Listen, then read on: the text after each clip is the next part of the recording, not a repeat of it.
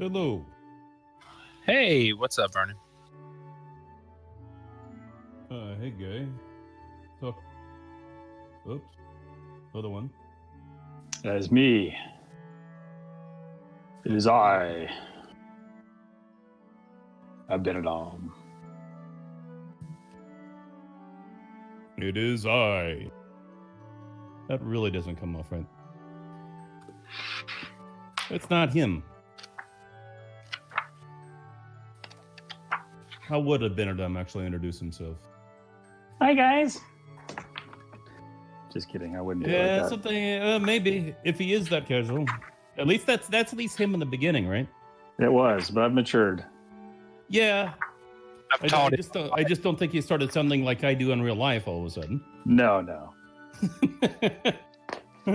Like it's somewhere in between those two things. It is I. It is I. Rest. Hello. Hello. Okay.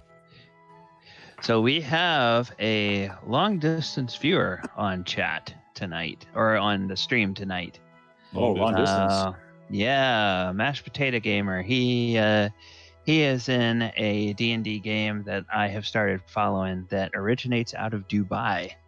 Oh, wow. Yeah, so I think he and all of the other players live there in Dubai, except for one who maybe moved away and lives in UAE or in Pakistan now. So,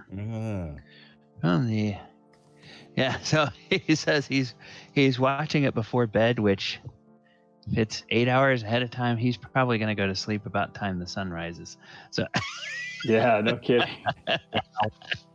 Dubai is just amazing. I can't tell if it's like super fun or just a bad idea. Well, hang on. I am going to be right back. I've got to grab one more thing before we start. 4. No, what's crazy is I'm jealous of Dubai. They actually have a Ghostbusters ride that we don't have anywhere in the world. Like they have like, it's the full size of the firehouse, like a 1:1 scale. And it's like a sit and ride type thing. Imagine like Men in Black Alien Attack, except it's Ghostbusters.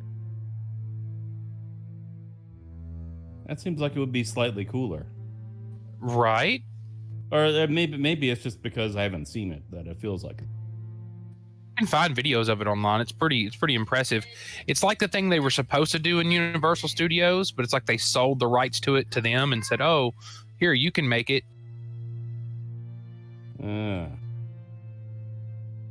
Have you guys seen the Pirates of the Caribbean in Shanghai, Disneyland? No. On YouTube. You should look at it online. It's completely different from Pirates in the US. Oh yeah. There's a lot of audio visual stuff. It looks pretty cool. Okay, yeah. I don't know if any of you guys are on the Twitch or not, but he says, yeah, it's a bad idea. So Vern, it's a bad idea, yeah. Well, if you get the idea of building a 100-story building completely out of chocolate, probably a bad idea, especially in the desert. And I think that's the only thing they haven't done yet. So, okay. I will send a video to everybody later showing my table off now that I got all the lights and stuff. Oh, awesome! Yeah, you guys will like that.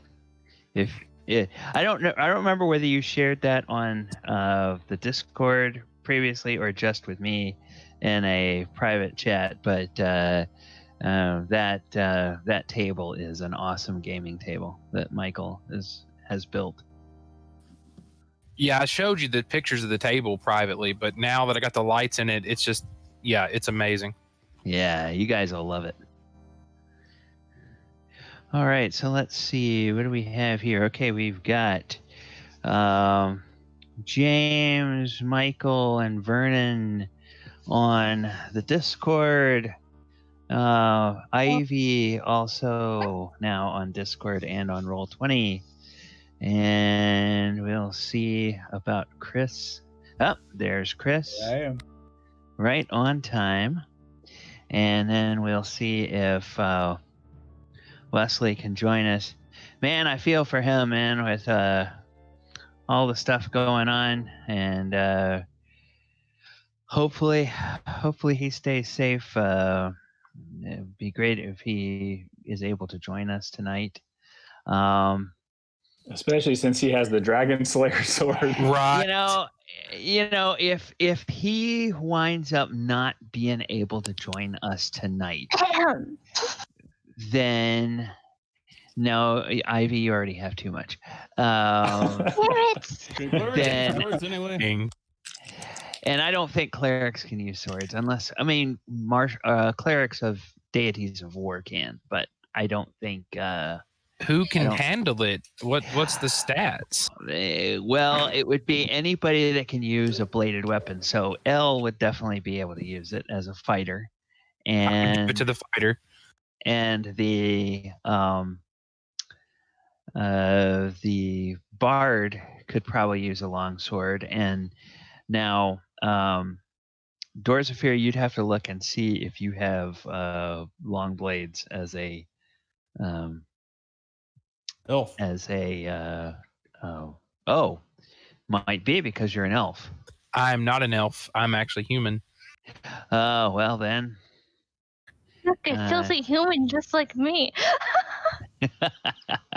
Filthy human with no dark vision, just like you. I've got the goggles. I can see in the dark. Oh, that's true. I've got the clockwork amulet too. Oh, that's the pocket right. watch. Characters to protect me. Just haven't been able to use it yet. I haven't really had a good reason to use it.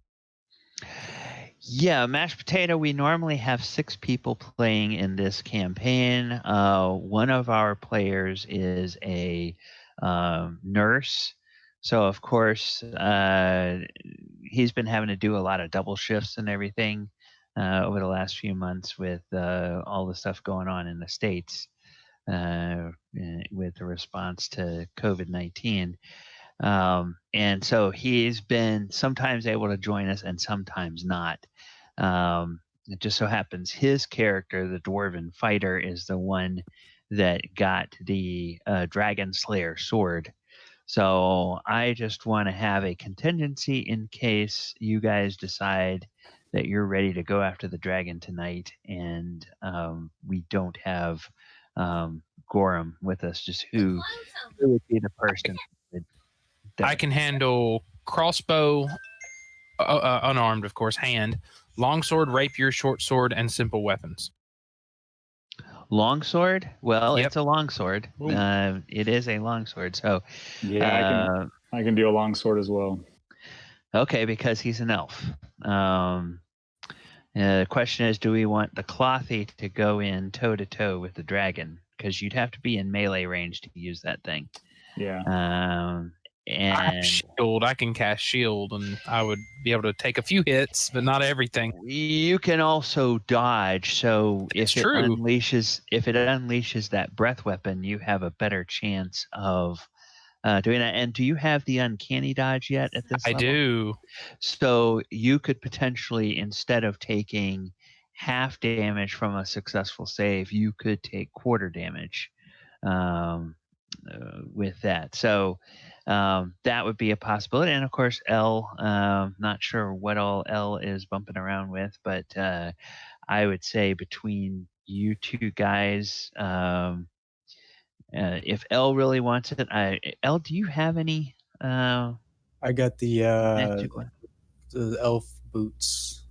Okay, yeah, you have those elven boots. All right. So I think everybody has something. It's just I don't want anybody to be completely without a magic item if we wind up going into this final battle tonight.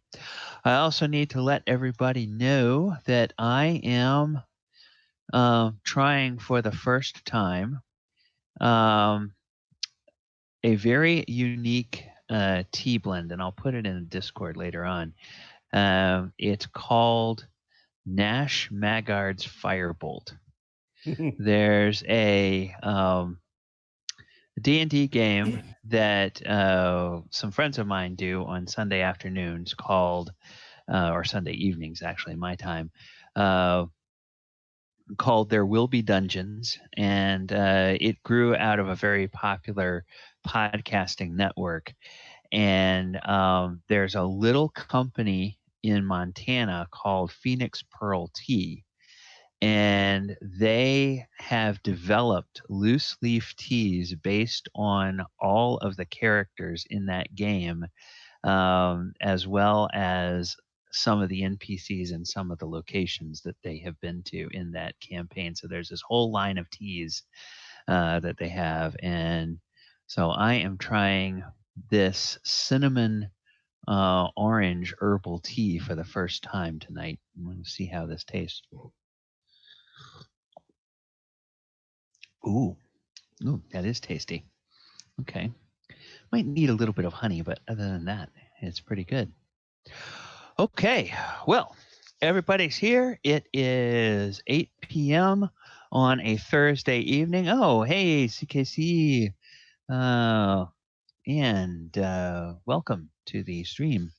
And we are ready to go. Now, this is session 19 of the Dragon of Icespire Peak.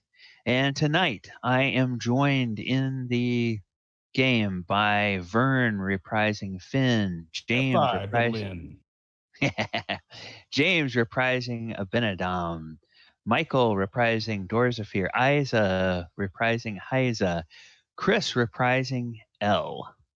And as we said, we hope that we will hear from Wesley with Gorrim a little bit later on. Now, when we last left our heroes, they had an encounter on the road with said dragon in the title of this adventure, a young white dragon, the second such time that they have found it. The first time seemed like a chance encounter. The second time seemed more like the dragon maybe was hunting them. But in both cases, the party managed to fill the dragon with enough, well, not necessarily enough lead because they don't have firearms, but with enough firepower and wounds that it decided, okay, not today, and it flew off towards its lair. But by the time they got back to Phandalin, or very shortly thereafter, they had a message from their new friend, Falcon, the hunter, who sent by way of animal messenger a notice that the dragon's lair has been located, and it in fact is lairing in Icespire Hold. And Finn recognized that from some of the tales that he tells as a bard last time, that Icespire Hold is an ancient fortress that used to guard a pass in the mountains. One winter, everything got so bad that all the defenders of the fortress froze to death. And in later times, orcs have taken over it. But in the last few weeks, as the party has been running around the area of Phandalin, they have found those orcs dispersed. And every place they run into them, the orcs say that they were driven out by a dragon. So it kind of makes sense that this would be the place where they may have been lairing, and where this dragon has now taken up its home. So the question for the party is, now that you know where the dragon is, what is your plan? Beeline. To kill it. Well, we should rest first. We should rest. Or did we do a long rest already? I mean, I don't know. We can go ahead and advance it to the next day. I mean, you're back in town, and at this point in time, Phandalin, there's not a whole lot going on in Phandalin, so it's not like you're gonna get waylaid in the middle of the night. You all are about the most hardy people for miles around. You have made quite a reputation for yourselves. The town master is showing himself in public a lot more now. He feels a lot more confident because you guys have taken care of a lot of the problems around. there's starting to be more traffic back and forth. You've learned in the last or since you've been back, you've learned that the sheriff, the old sheriff over at the ranch, Butterskull Ranch, he's actually come to town with one of his new orc hirelings and has introduced him to the townsfolk. And, people are saying, he's even got them orcs wearing clothes and a proper hat. Can you believe that? They still can't talk right, but at least he's got them dressed right. It looks like we did something nice in the world. Yay! Yes, and my pleasure. yes, you did get, or the town also did get a communication via magical means from the gnomes over at Nomengard that the dragon did show up there, and everybody ran inside and they closed all the doors, and the dragon beat on the doors, and he froze the lake up, and he tore up their mushroom garden outside, but he wasn't able to get in and hurt anybody. Eventually he went away because he got tired of waiting around. Or more likely, there was something tasty looking wandering by somewhere else, and he ran off to grab that instead. But the gnomes, of course, had been warned by you guys that there was a dragon in the area, so they had a plan if the dragon showed up what they were going to do, and it worked to keep them all safe. So you guys still know that thing is a menace, and if it gets ornery enough, and if it gets big enough, eventually it will decide that a town like Phandalin is a ripe and juicy target, and it will come after the town. So doing something about it sooner rather than later is probably a good idea, because of course the older dragons get, the bigger they get, and the tougher they get, and the stronger they get. I think if we're planning to go after this dragon, I think all of us need to bulk up, or should I say prepare better than we have. So that would be, if you need some new armor, purchase it. If you need some potions, if whatever we need to go shopping. Okay, but let's do it fast. I don't want the dragon to come back around. Well, that's fair, but I doubt it to come back around, but we gave it the whipping we gave it. I have 4 healing potions. Ooh. And share. Yeah, we got to see the midwife. Yes. What is the okay? Healing. Isn't there like a greater healing? Yeah, I think the only healing we had available was the normal potion, the normal healing potion. Oops.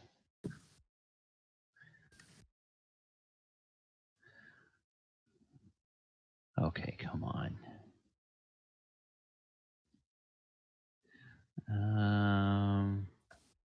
Reset all filters. Give me this. Okay.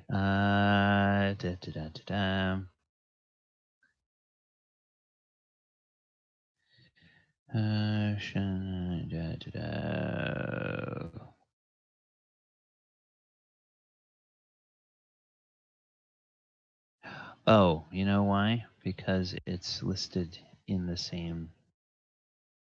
Okay. All right. Potion of Greater Healing.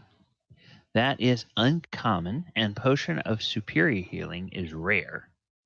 So you guys are of a level where you could use both Greater Healing and Superior Healing, because you're Tier 2 now, and rare items are available to Tier 2 characters.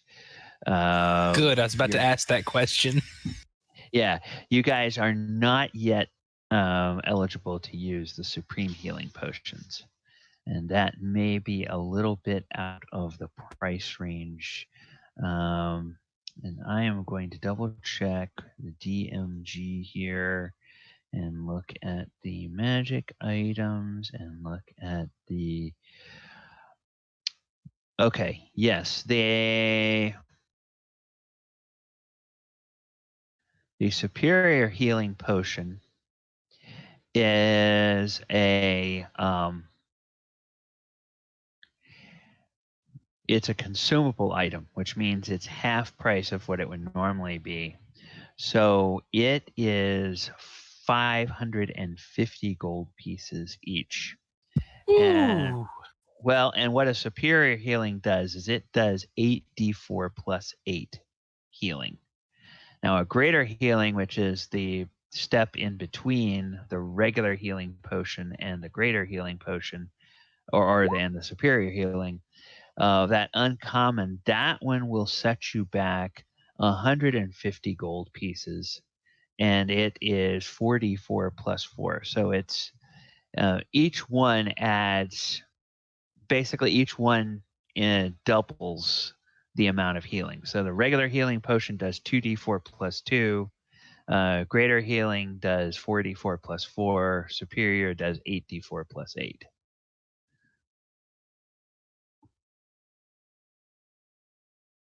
So, Abinadom, you have 4 of those? I purchased 4 of the normal earlier, and I haven't used them.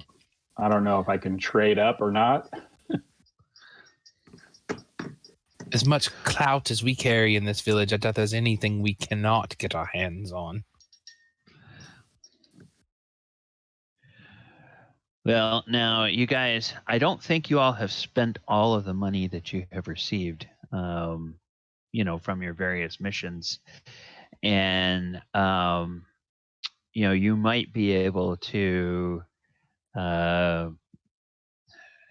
either have someone, some local merchants help you out, or get a discount. I think you did have a discount on the regular healing potions, so you might want to go and ask the apothecary what she will charge you for it.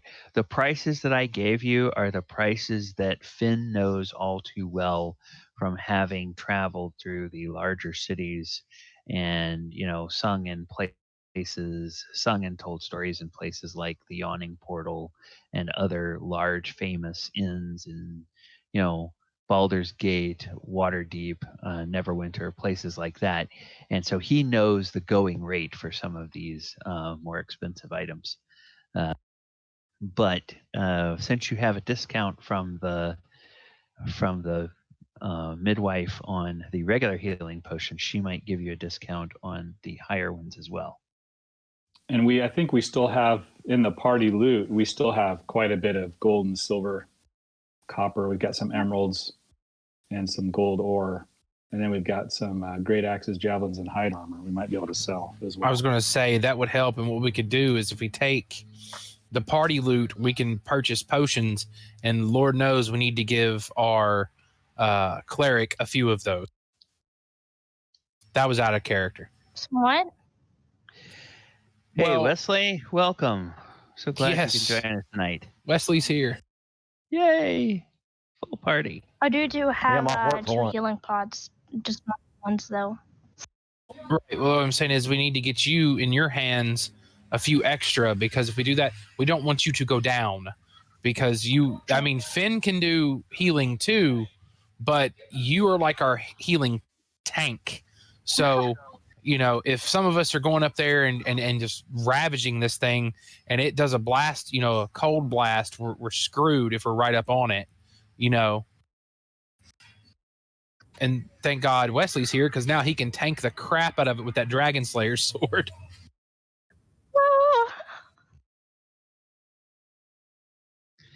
Yes, that's. I'm just trying to get together a game plan, guys. I'm thinking in my head, Yeah, like even I'm about to ask. I don't think the sword will piss it off. What is it? Is it do? What's the damage on that sword, Wesley? Do you have it in your stats? Yeah, it'll do like an additional 3d6 of damage. It'll be like a fire. Ooh. So I have Yes. a DM question. Yes, sir. Can I get my hands on the studded leather armor of cold resistance? Armor of resistance. Let me take a look and see. Armor class of 12. It's armor studded leather rare, requires attunement, but it's for cold damage. Okay, yeah.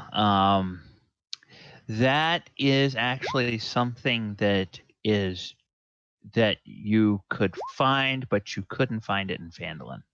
The price limit for items available in Phandalin, with the exception of potions made by the midwife, is such that you can't find anything that's really above really a common magic item, because it's kind of a small town. Yeah.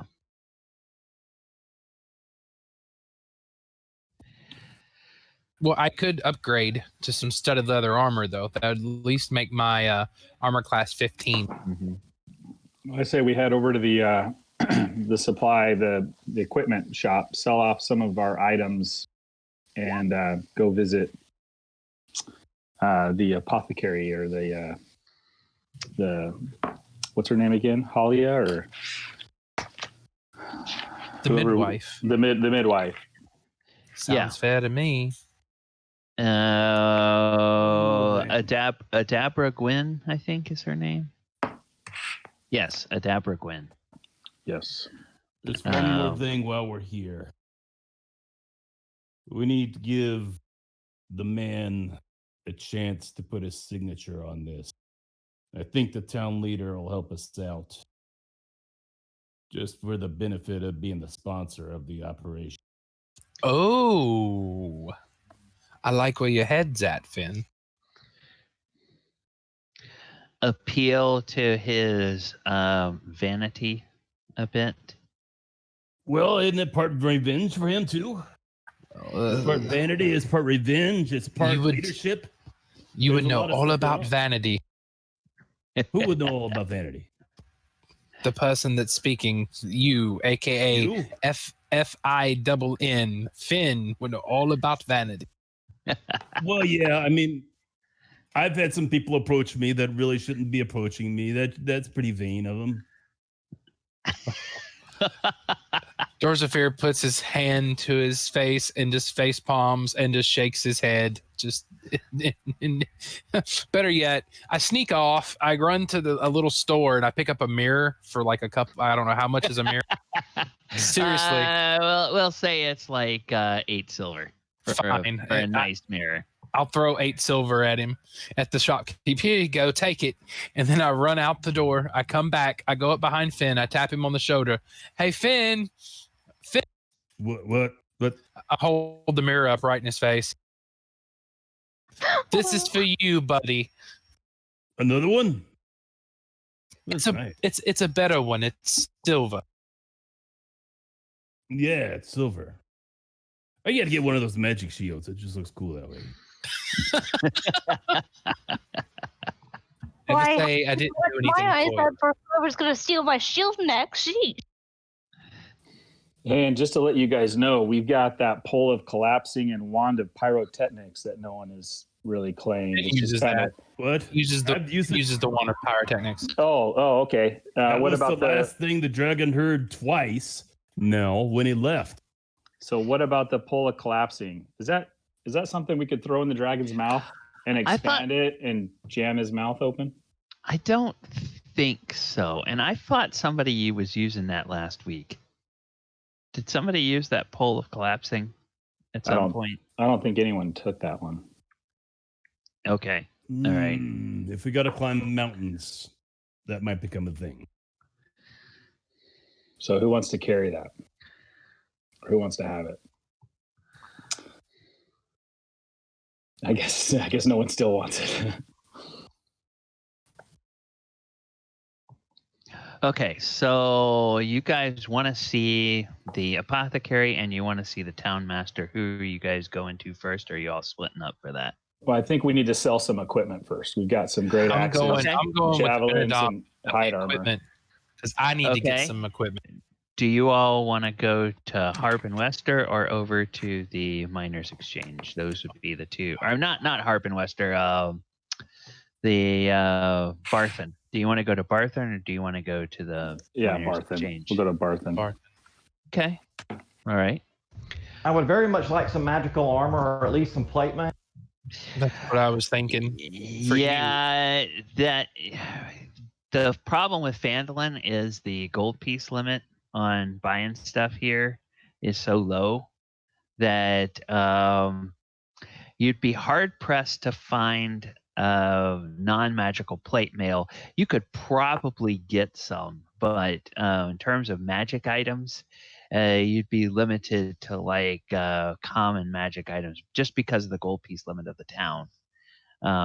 If you guys decide that that's something you need, we can always hand wave a road trip to Neverwinter or to Waterdeep to buy that stuff and come back. If you want to say that you all would take the time to do that, we don't have to play that out. But what would be the price on something like that, though? Because I mean, we're all within a gold limit ourselves with the money we have in our pocket. Yeah. Let me see now. Magic items. Let me look at armor. I know those aren't cheap, guys. That's why I was asking. I know that some armors. Just normal plate armor is 1,500 gold pieces. Ooh. Yep. Yeah, that's just armor. For the normal stuff. Yeah, armor +1 is rare, and so my formula that I use is I usually have used on rare stuff, if there's a plus on it, I use like 2,000 per plus. So that would be like 3,500 for +1 plate mail. Just because, that keeps it right in the middle of the rare item range. And it is obviously very durable. And it's kind of... I think Dorzaphir wants to wave hand wave a week's worth of stealing money in gold from people. That's a lot of stealing. We have to be. I better roll. Hold on. Let me roll 20 sleight of hand checks.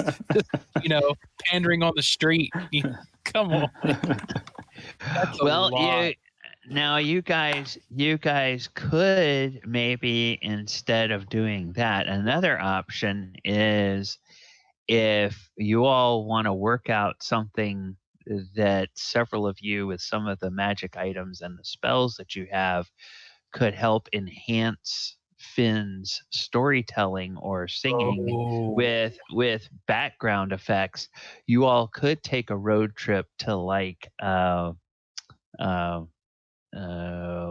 what am I trying to say? Waterdeep, and go to the Yawning Portal, which is one of the most ritzy and famous taverns in the entire Sword Coast, and he could spend a couple of 10 days telling stories there, and you could enhance his storytelling and song singing each night and see how much money you could raise that way.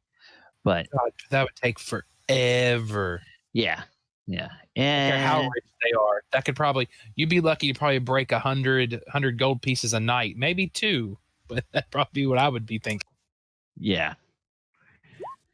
Besides, I heard there's this giant miniature space hamster around there. I'm afraid he might eat everything. I love you, Finn, in the most platonical way ever.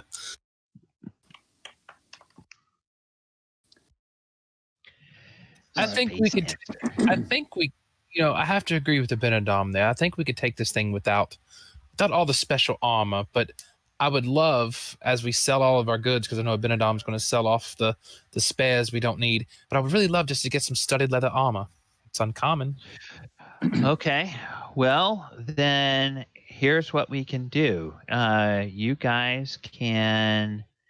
I'll pull up the equipment list, and I'm going to say that since you guys are famous, you'll actually be able to talk the shopkeepers into giving you book value instead of half of book value for items that you sell, because they feel like the town is going to prosper more. The news that this is the home base of a important band of adventurers, which I don't know if you all have ever named yourselves yet as a band of adventurers or not. But and then potentially the home of some dragon slayers. That is just, as that story spreads out with the trade caravans across the Sword Coast, that's going to make Phandalin more of a destination and place where people and curious folk may want to go, and that will drive up commerce and bring prosperity to the town. At least that's what they hope. Yeah, and we tell them we're headed to the dragon now. Yeah. It's in everyone's best interest that we succeed. So, James, if you have the list, go ahead and tell me what items and how many you want to sell. Okay, so we'll start off. We've got 2 sparkly emeralds. Did I tell you what the gold piece value? No. Can he appraise those for us, or does someone else need to appraise those? Do you remember where you got those? Oh, goodness. Did you write down what? I can look. Let me tell you the other stuff first, and then I'll look on those. Yeah. Let's do that. 10 fist-sized chunks of gold ore, 10 gold pieces. Okay, so let's just start with the equipment you're selling. You're starting with treasures, and don't leave the treasure aside because you already know the value of that. Oh yeah, it was just that was the only item, and then we've got we've got 8 great axes, 8 javelins. Okay, that's what I'm getting at, is those things, great axes. Okay, so great axe, you'll get 30 gold for each of those. Okay. 8 javelins. Javelin. You'll get 5 silver pieces for each of those. That's how much they cost. Okay, and 8 hide armor. Hide armor. You'll get 10 gold pieces for each of those. And that's it. And a shield. My shield. You have your normal shield. Yeah, I'm carrying that around. That's 10 gold pieces. Actually, no. Hyza, does that have any nice dents in it from fights that you were in before? Yeah, bloodstains. Okay. That one, they'll actually pay you 20 gold for that because it was used by a genuine hero. Hey, I looked in it. That's 5 price. If you tell them that you looked at it, they'll reduce the price from 20 to 15. No, I'm just kidding. It's 20 gold. Oh. So. And my normal scale meal? Scale meal. They'll give you 50 gold for that. Even being worn by the charming? Oh, okay. They'll give you 75 gold for it. They won't double it because that's a little bit too much. Hyza, are you taking that gold for yourself, or do you want me to put that in the pot? Put the scale mail in the pot. I put the shield already in my money. Okay. Let me add this. And then the only other items we had was the gold ore, which we already have a value for. I can put that into gold. So the 2 sparkly emeralds are the only thing that we have that we don't have appraised. Okay, so let me And I can look. Well, let me add up the other stuff, and then people can decide what they want to do. And I'll try and find where we got the emeralds. Okay. Put this up. So we have currently 1,015 gold. That's as a party. Yes, as a party. 1,015 gold, 334 silver, and 898 copper.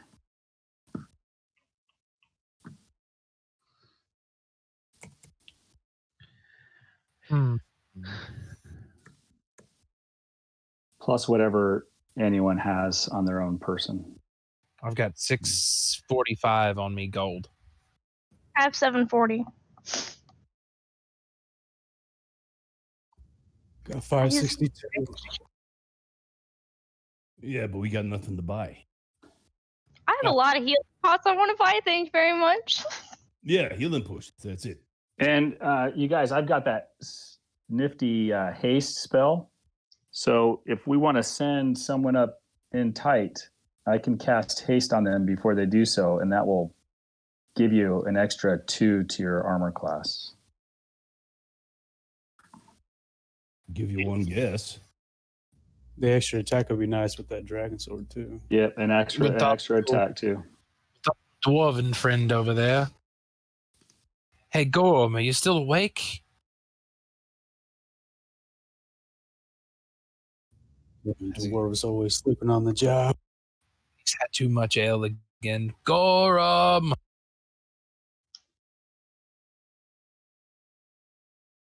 He's passed out again.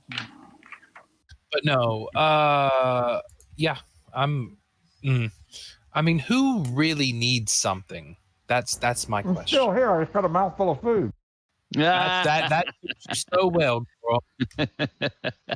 Not full of food, it's full of ale and bad times. Yep. Mouth of yours has always gotten us into trouble, but I love you nonetheless. I buy him an extra round of ale. Who needs something the worst? Like what? I mean, we could buy healing pots for the group and split them up. To go see if there's any other armor around, like armor shops. The thing I would do, potions of cold resistance. Yes. Anybody who can't handle a hit, it can't handle a blast. Well, that would be most of us, right? I'd say most of us can't handle we don't have any spells or anything that would give us cold resistance.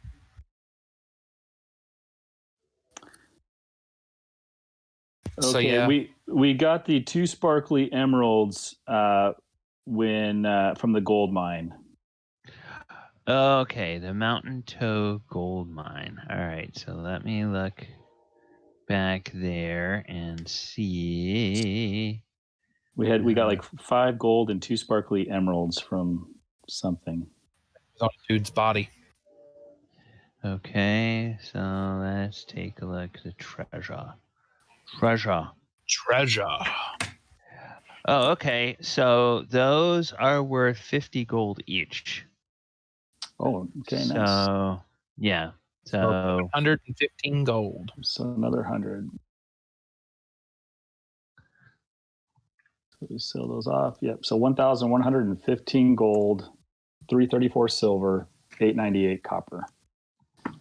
But Vernon was right. We probably need. How much can we buy potions of cold resistance? You can go to the alchemist and see if she can make them, or the midwife, whatever. I guess she is an alchemist. What I would say is, though, if we did buy them, we shouldn't take them until we're actually in the lair, because they usually have a limit of how long they last. Well, no, we should not recreationally drink the potions of cold resistance. Finn, I know you would recreationally drink the potion of cold resistance. Can I Not if I spray? was going to see a dragon. Can I shoot everyone with a ray of frost a bunch of times so we can build up immunity to cold? No, it doesn't work that way. Oh, okay, all right. Dang. Shoot with Ray of Frost, and I look at you just shaking with my middle finger up. Just Okay, mashed potato. Thanks. Take care. Sleep well. He's taking off because it's Bye, 4:30 buddy. in the morning for him. That's nice. They play on Friday afternoons, my time. So it's a nice way to kind of wind down the week. Just after lunch on Friday when there's not a whole lot left to do except get some emails ready for Monday. I can just flip on the Twitch and watch their game, and they have a good time there. The DM says that he's a first-time DM, but everybody's having fun, and that's the point. They are all enjoying their game. So, and they all are friends who know each other through the cosplay community over in Dubai, which I had no idea there was such a thing. Oh wow! Talk about a place for a cosplay community. Yeah, so they're all a bunch of 20-somethings from over there, which is kind of cool. That's the place to go. Yeah. I want to go. I'm going to Google pictures and see if I can. Cosplay Dubai is that's brilliant. So many different ways. Mm-hmm. All right, so we will. The potion of resistance is an uncommon item, so it's definitely within your price range if she's going to be able to make it. So now, what were you guys looking to buy, or did you want to hit up the alchemist first and find out what potions you could buy before you figure out what other items you want? Before we go to the alchemist, can I see what type of armors there are, like armor shops? I'll go with Hyza to the armor shops, and Abinadom can go. I was going to say he could probably go talk to the alchemist because he is a wizard. Okay, so between the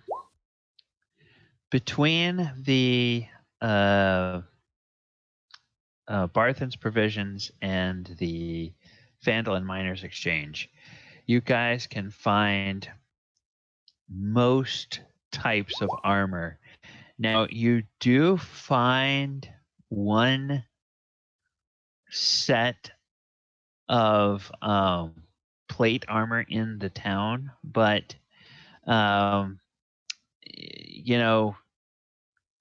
Dorzaphir, you know that you can't wear it, but even looking at it, it's like you wouldn't want to let your dog wear it because it's in pretty sad shape, and it looks like it's been sitting around probably for a decade, if not more, collecting dust and exposed to the elements. So it's got bits of rust on it and things like that. It's like, okay, that even if they wanted to get rid of it for half price, you're not sure how sturdy it would be.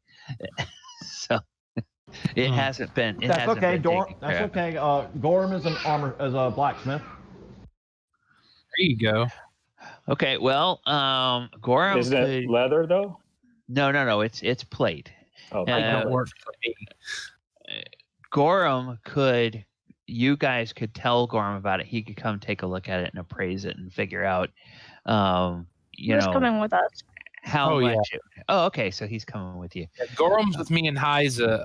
If James don't mind, and Abinadom, if he don't mind going to the apothecary, that way he can, unless he needs some persuasion, I think he can handle talking to them about potions. Well, character-wise, I think we need to stick together because we have a finite amount of resources and funds. So true.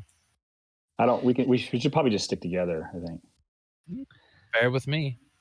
Okay. But I was going to whip the people up into a frenzy. See Finn going in the bar and just playing music and making money. Go in there and start. Hold on, let me do it in character. hey, Finn, why don't you go into the tavern and start performing, telling the stories of fighting the dragon and see if you can raise a couple coins, sir. Well, yeah, exactly. There we go. And here, I toss him a silver. Here's an ale on me. Go ahead. Damn right, Bowser. Yeah, that's right. Already paid and bought him a freaking silver mirror. Now I'm buying his ale. Jesus.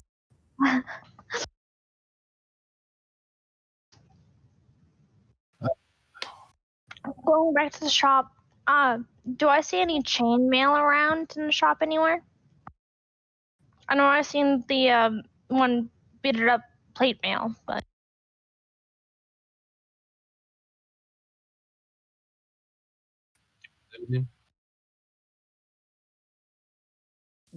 Did we lose Gallibond?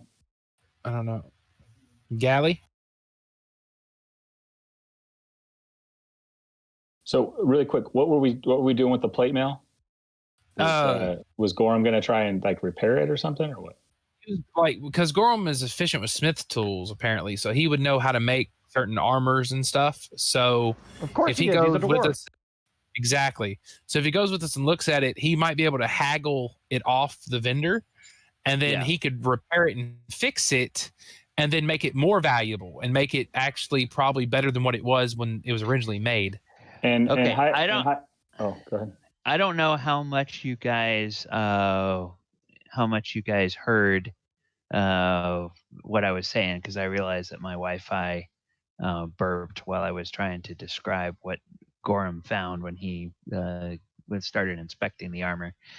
But as you start looking at it, Gorrim, you realize that it looks worse than it actually is. The oxidation on it, the rust, is just very much a surface type of thing. And as you inspect it, you realize that it's not really eaten into the metal of the armor. So the armor itself is still pretty good. However, it looks ratty. And if you were a dwarf of that kind of persuasion, you could probably use its looks against, against the seller in order to try to negotiate a lower purchase price if you wanted to. But you think that with just maybe an hour or two of buffing off the rust, and maybe a little bit of work at the forge, but not a whole lot, and then a good oiling, you think that this armor would be as good as new.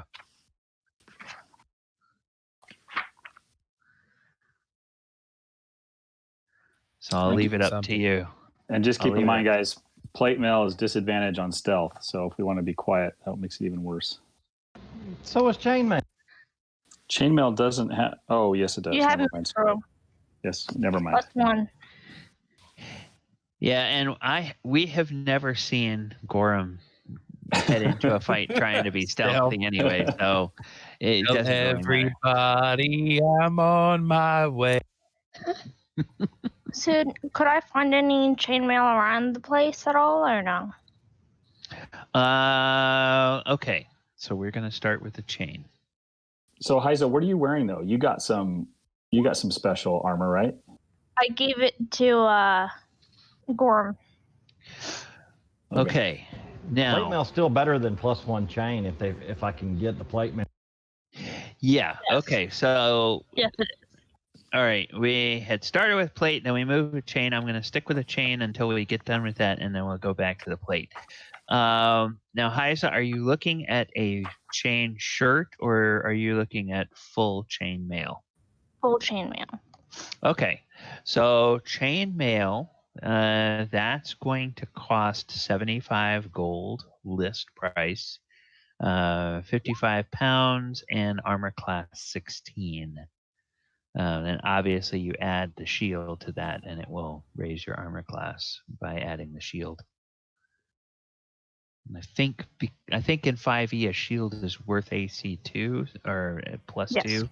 So with a +1 shield, that's +3. So that would give you an effective AC of 19 while you're carrying your shield. Ooh. Oh, wait, where does the extra plus come from? Her shield. It's 16 plus 2 plus where's the other? Yeah, it's a magic shield, right? It's a shield Yeah. +1. Oh, Yes. okay, got it. Cool. Okay, since I got my question out of the way, we'll move back to the plate mail. Hey, See how much Turbo. that. Gorrim in the chat was trying to work out a deal. Oh, okay. Oh, You can't pass that, Gorrim. I can try to persuade the vendor. I do have +4 to persuade. That's the magic chainmail too. That's the magic chainmail, man. You might want to keep that. I think that he's trying to sell my chainmail that I gave him. I think he's trying to sell the ones that he got at the start. My original.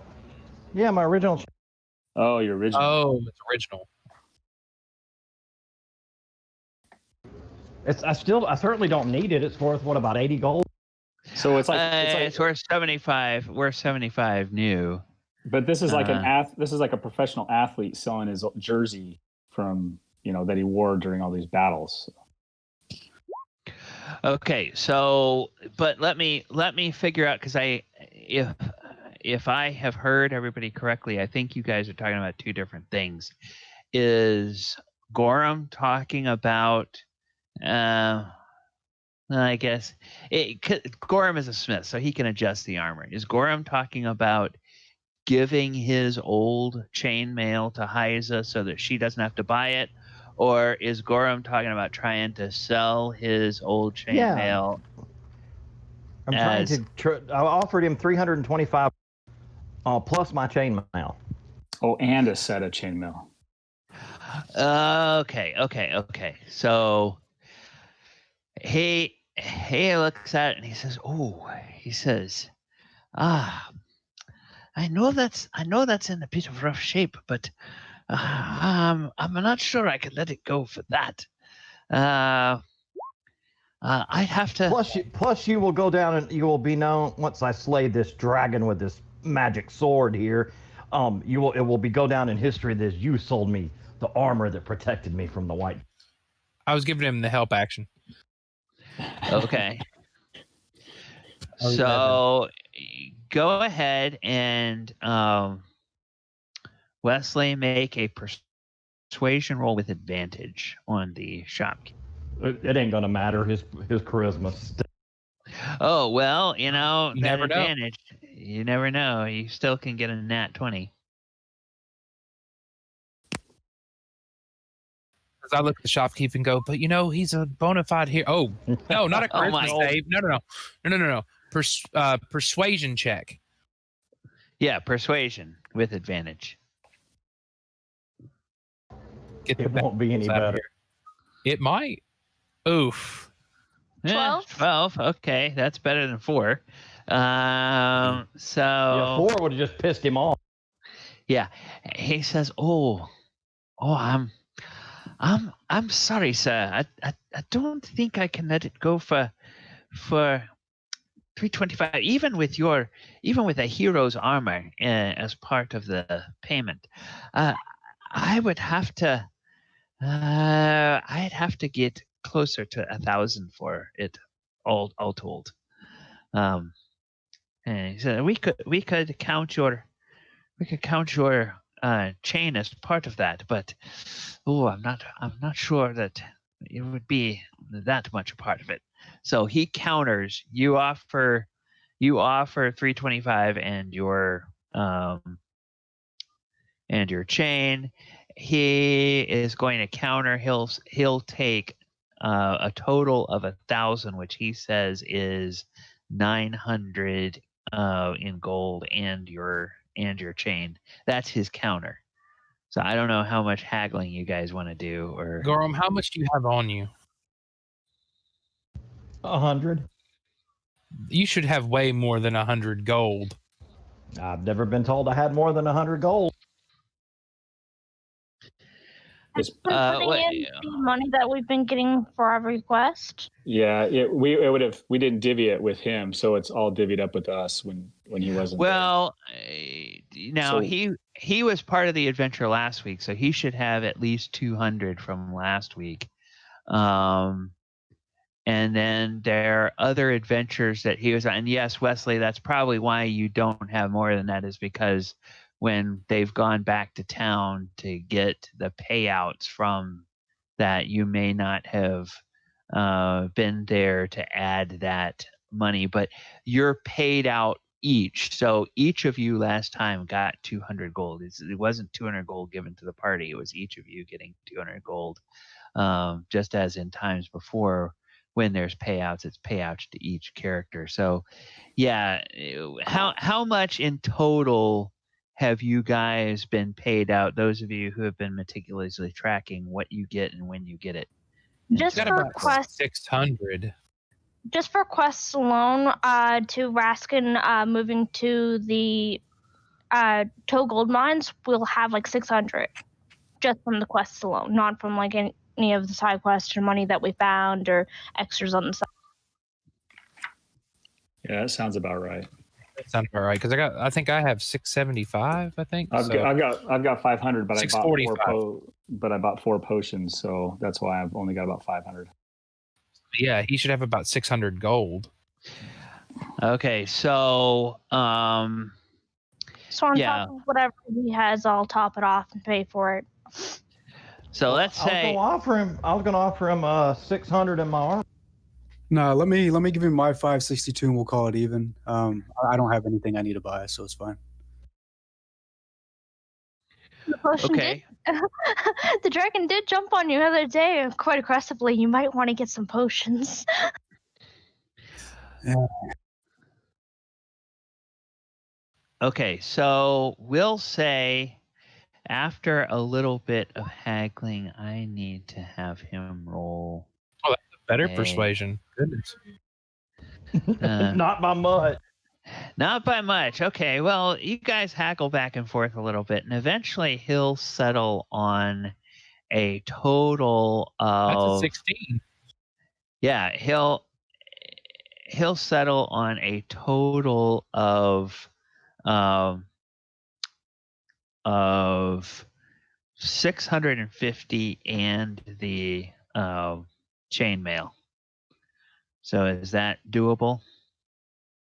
Based on if what? I got 600 gold total, then yeah.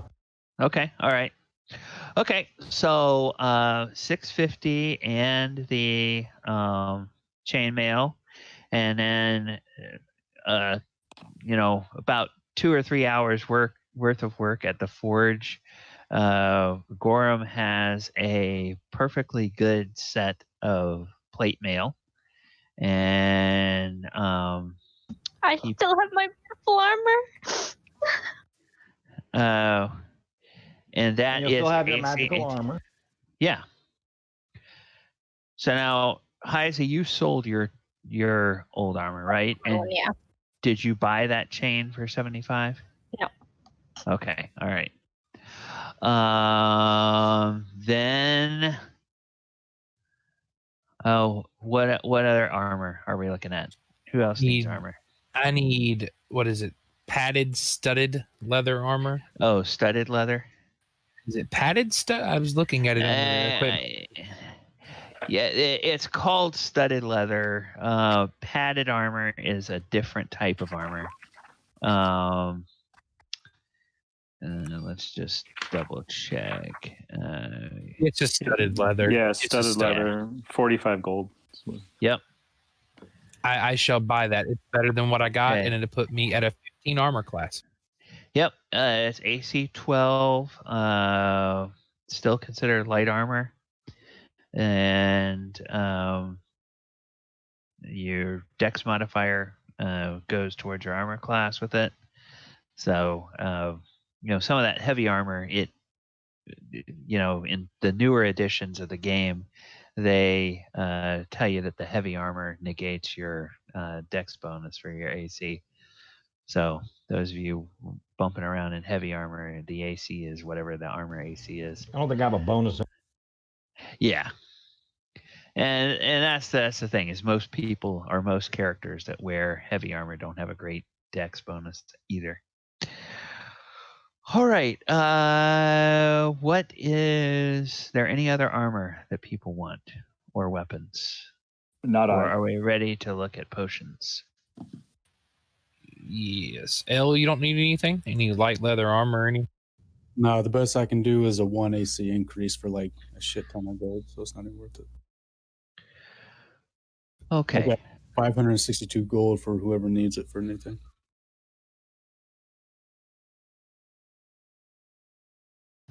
Spend that on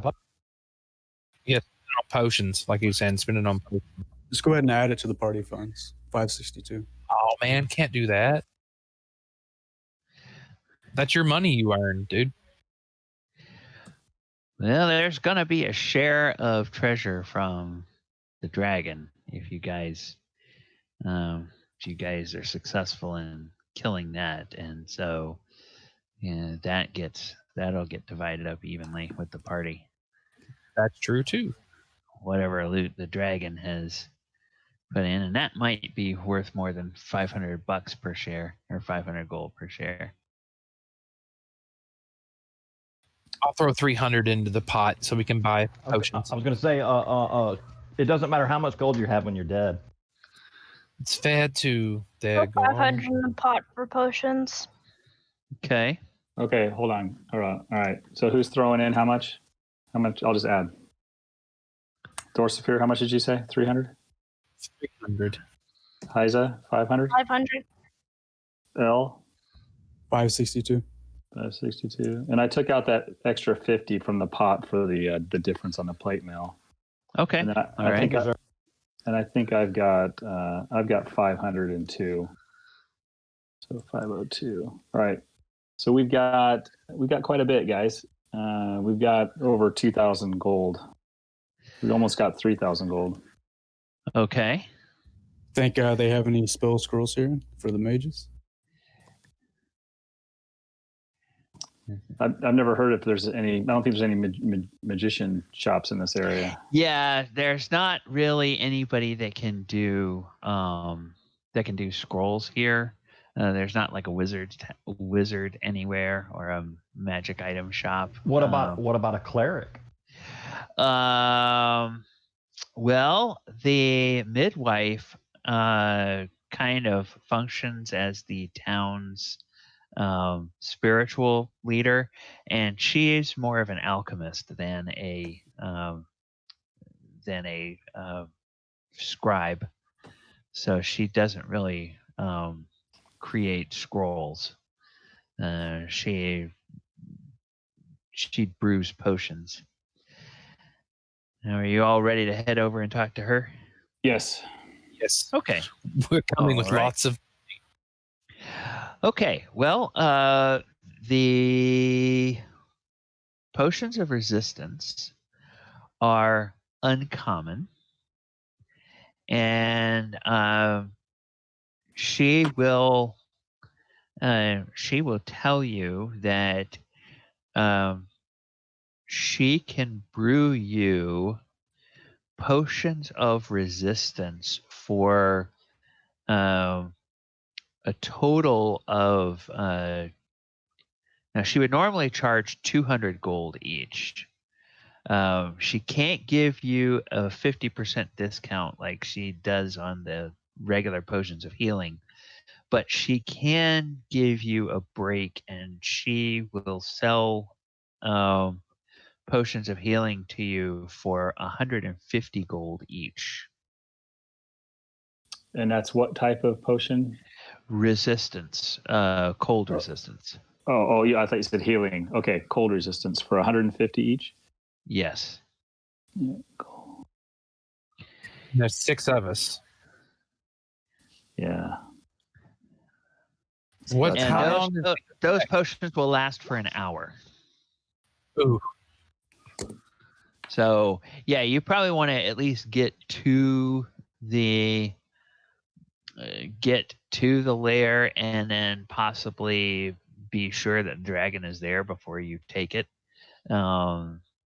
Because if you're if you take it too early, you could, spend too much time wandering up there, and then the potion will wear off by the time you get there. So we're all in agreement, and Finn is probably playing fiddle at the tavern, but we're all in agreement that we need to take these potions when we see the dragon, when we're in the lair. Agreed? Yes. Hopefully before he sees us, I would imagine. Because if he sees us and we all take an action to take a potion, it might not do us much help. True. All right. So that leaves us with 2,029 gold and a bunch of silver and a bunch of copper if we get 6 of those. Okay. And then you guys ask about potions of healing, and she will so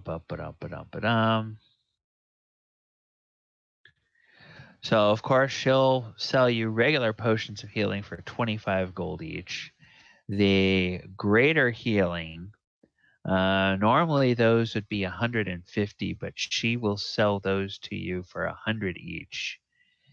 And the superior healing, normally those would be 550, but she will sell you those potions for 400 each.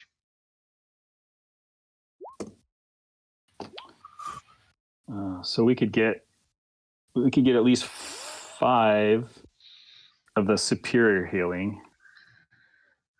If we just do greater is what you said, 100? Yeah, we could get a ton of those. Yeah, 20 of them. and that's 4d4 plus 4. That won't, that'll get you anywhere from 8 to 20 hit points back. I basically. think, in my opinion, this is Chris speaking, not L, but I think those would probably be a waste. If you're using an action to pop that in combat, you're probably just going to die anyway. Fair. The use of potions aren't to give you enough hit points to survive. The point of them is to get somebody back up. That's fair. But then we should, yeah, I guess so. So it's like if we got less than 40 or 50, if you got less than 40 or 50 hit points, that dragon's gonna knock you down when he breathes every time. So you need potions to get people back. Plus, here's a question I keep on forgetting. It takes a bonus action to feed it to yourself and an action to feed it to someone else, right? Correct. Because it's a little more difficult to, basically open somebody's mouth, pour a potion down their throat, than it is to especially if they're unconscious. You got to massage their throat a little and all that good stuff. Right? Yeah. So I say we all should have at least some type of potion on our person, and we let everyone know where that is. So if we go down, we run, and at least either if we have a potion ourselves or that person, we can grab their potion and use it. That way we're doubly safe. And whoever's standing next to the cleric should have 2 just in case. Right. yeah. Probably I guess it kind of pissed it off last time, so the aggression's off Ellen onto me now.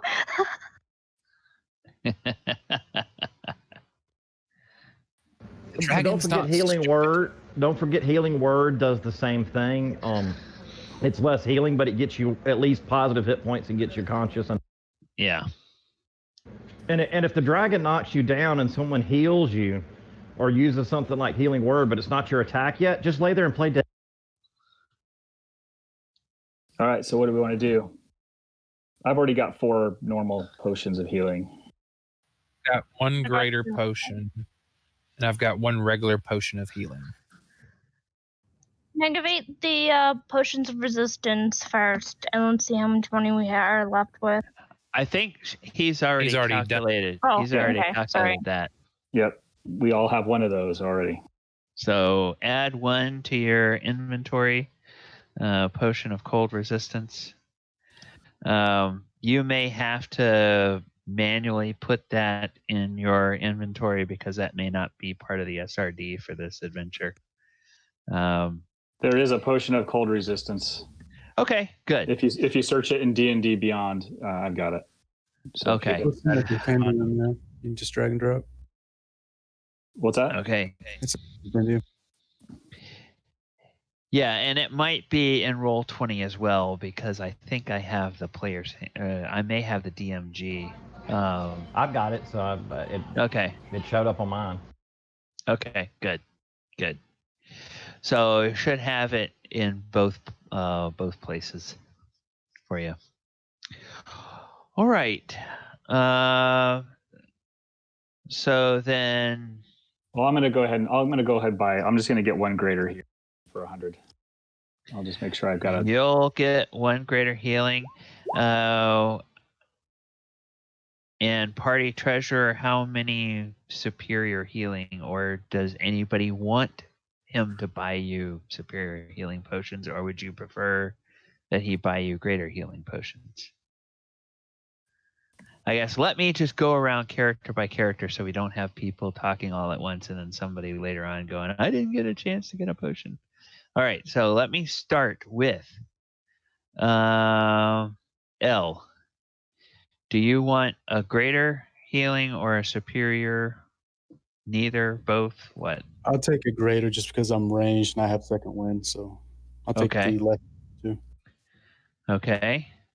Ivy, you want a greater or a superior, or what? Greater is 100, superior is 150, 400. right? 400. No, 400. I'll take 2 super. Okay, so we're down to 1,029. Okay. Abinadom, for you, are you getting anything more, or do you already have what you want? I've got. Well, actually, can I trade some of my 4 normal healing for another greater healing? Can I do an exchange? She would trade 4. We need to keep 4 those 4. healing. Yeah, 4 healing. Okay. For... never mind. I'll keep them. Never mind. I'll keep those 4 healing in case I need to use them. No, I'm just going to keep the 1 greater healing that I purchased. Okay. Michael, do you want anything? Give me 1 superior just in case, even though Hyza has 2, give me 1 just in case whoever goes down, especially if Gorrim goes down, I can sneak up, throw it down his throat, and get the heck out of there quick. Okay. Okay. We're down to 629. Okay. Vern, your character may not be there, but you need to have a chance to speak for yourself. So, what would Finn want? Would he want the greater healing or a superior healing?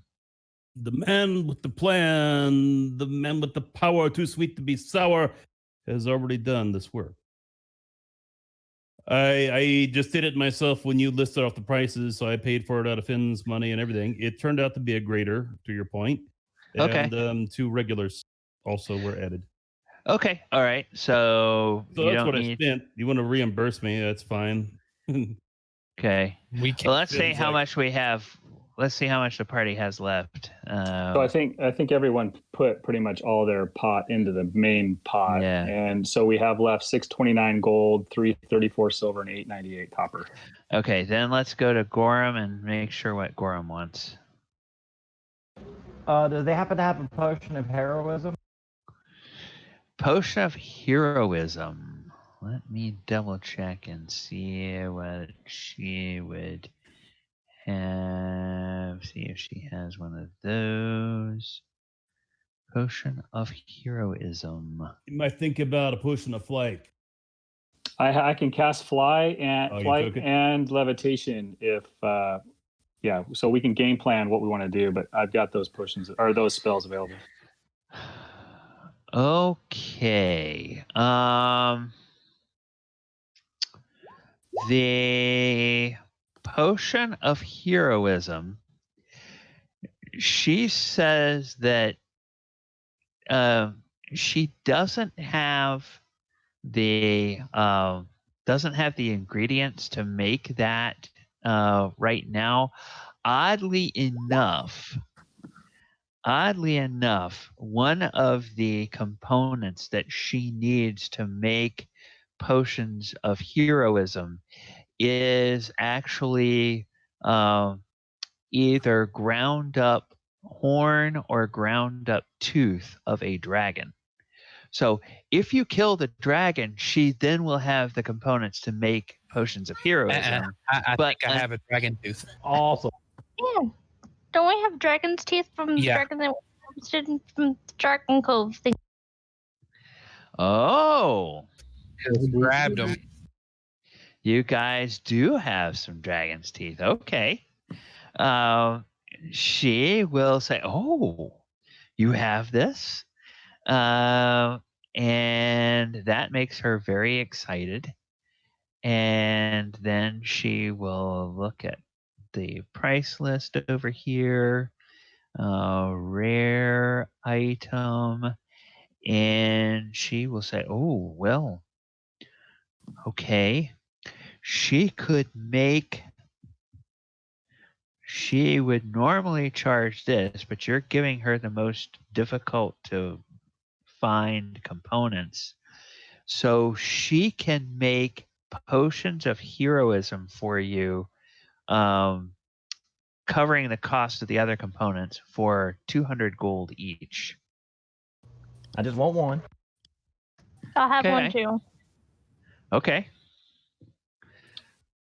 So we just purchased 2 of those. Yep. So that's a total of 400 gold. All right, I we're can done. pay out of mine if you want. Oh yeah, you do that. What's crazy is it actually gives you the effect of blessed with no concentration required. Yep. Exactly. And it lasts an hour.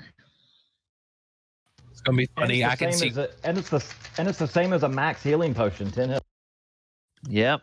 10 hit points.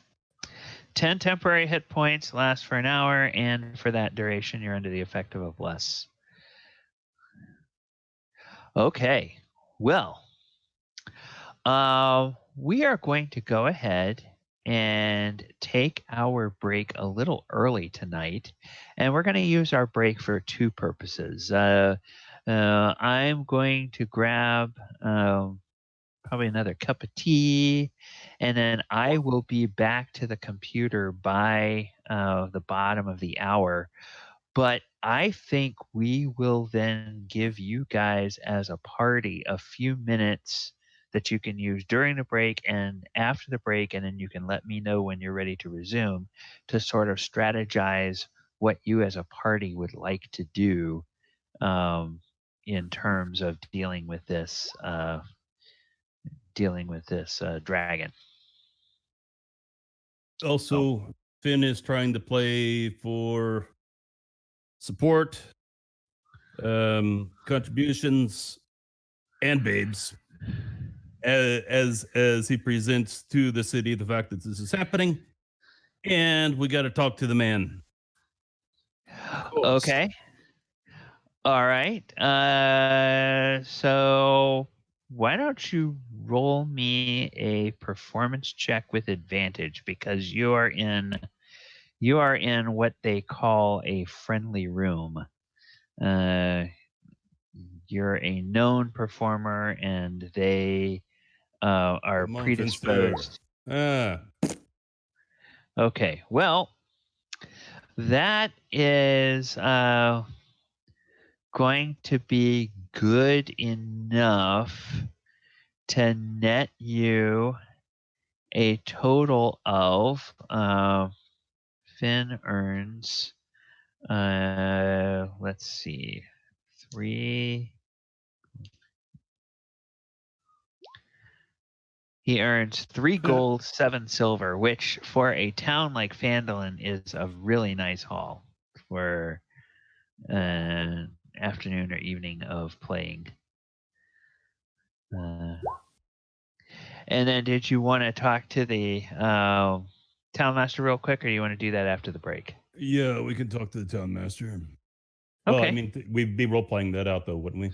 Yeah, we can do that. So I don't know whether you want to take a couple of minutes to figure out what you want to say, or whether you're ready to go now. Oh, him? I wasn't even thinking about that. Okay, then I'll give you till after the break. Ice cream right now is what I'm thinking about. Okay.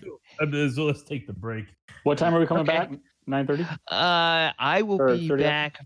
Yeah, I will be back at the bottom of the hour half past the hour, and then we will resume. I'm going to go ahead and put the music on, and so Are there go ahead, Wes.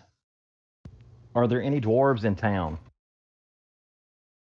Are there any dwarves in town? Let me do a quick scan of that. Oh, phooey. That was the If there are, wrong- Gorrim is going to go find the hairiest bearded woman dwarven woman he can find, and tell her he's going to slay a dragon. Okay. Oh my God. No, you're not. Actually, you do find I'll cigarette for you for that one there. I'll be right. you do find a trio of dwarves in town, but they are a trio of brothers, and they That doesn't make- yeah, they are kind of taciturn, and they look at you and all the humans and everybody else with a little bit of suspicion. Well, he says to him, come brothers. Today I go to battle against orcs and dragons. Drink with me. And they look at you and they go, "Aye, we'll have a pint with you." And so they will And each... Gorrim drinks like it's his last day on the. Okay. As we head to break, they will go to the inn with you, and each of them will buy you a round.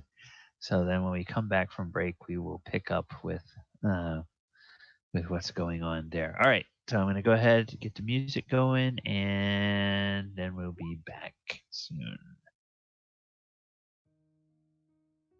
What I miss? Gorrim tried to find him a hairy-faced woman, a dwarven woman, but there are none. So he's going drinking with the only male dwarves. Aw, at least you got one buddy that can withstand your drinking. Yep, there'll be somebody that'll drink with him.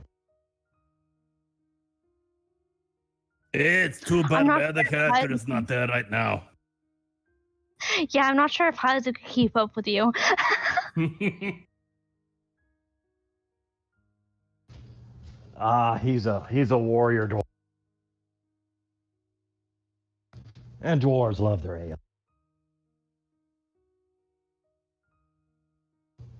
Gorrim's battle plan is to find the dragon and smash it in the face.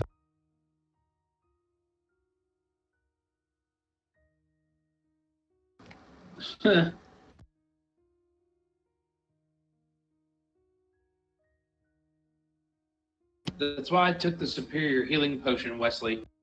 So that if you go down, if Ivy can't get to you or heal you, or Finn can't get to you and heal you in quick enough time, I can use my stealth, sneak up, drop a potion in you, and run.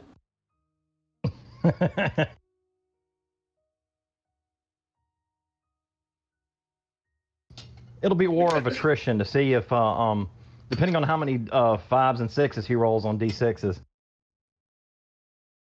That's true too. And whether or not we have enough healing potions to get everybody back up after he breathes.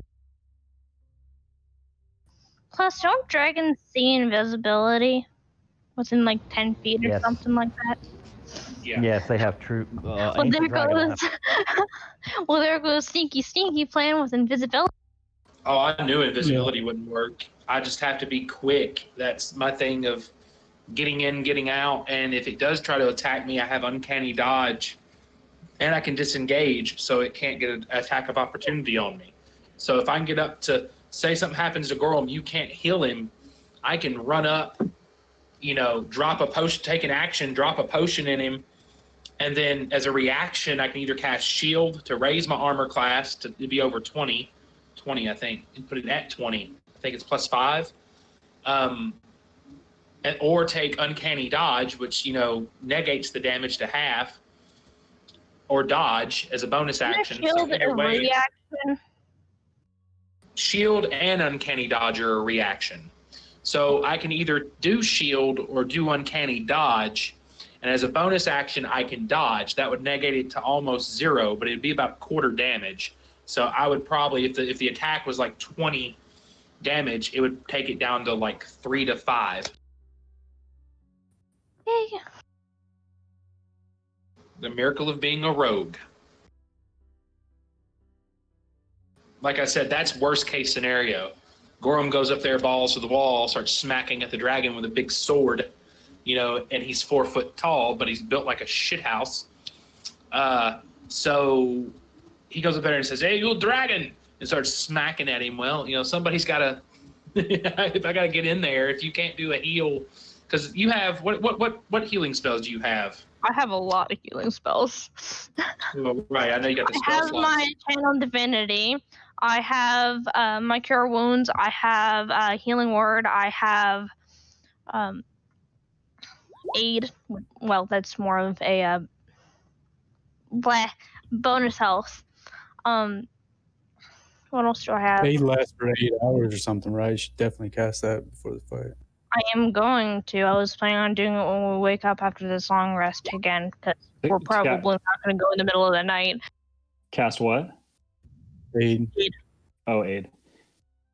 So I've got haste. I mean, if I cast that on myself, that will protect me. It'll bring my armor class up to 19, and then if I use shield, it'll be 24. But I was a knucklehead and didn't take absorb elements as a spell. So if he breeze on me or whatever, I'm going to be hurting pretty bad.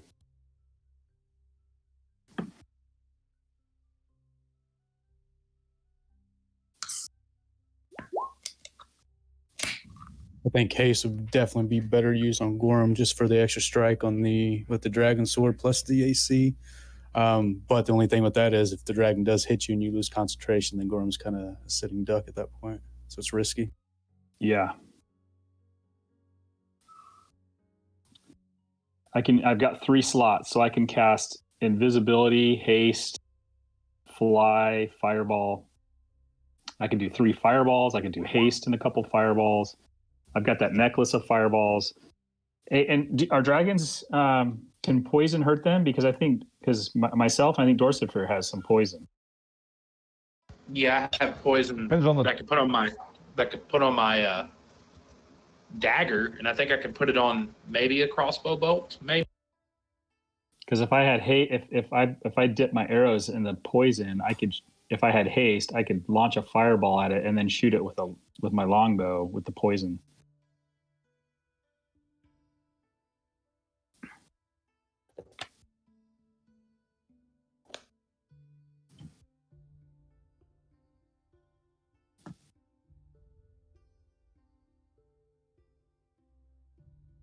I think our best bet, we just need to zerk it down with our highest damage abilities.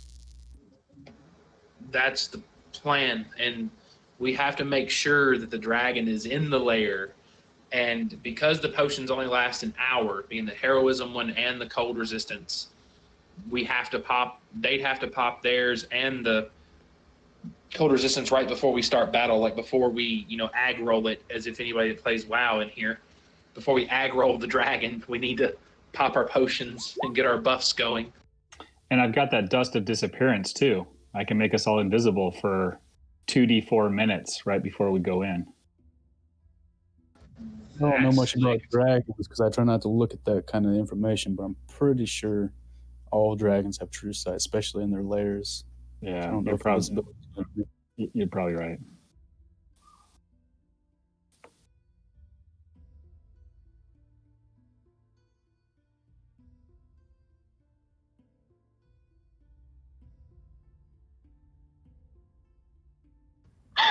If we wanted to give Gorrim the +2 AC with that, I could Shield of Faith him and fucking put 2 more on top of that.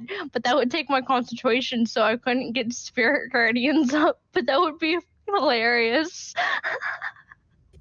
Like 25 AC to hit him.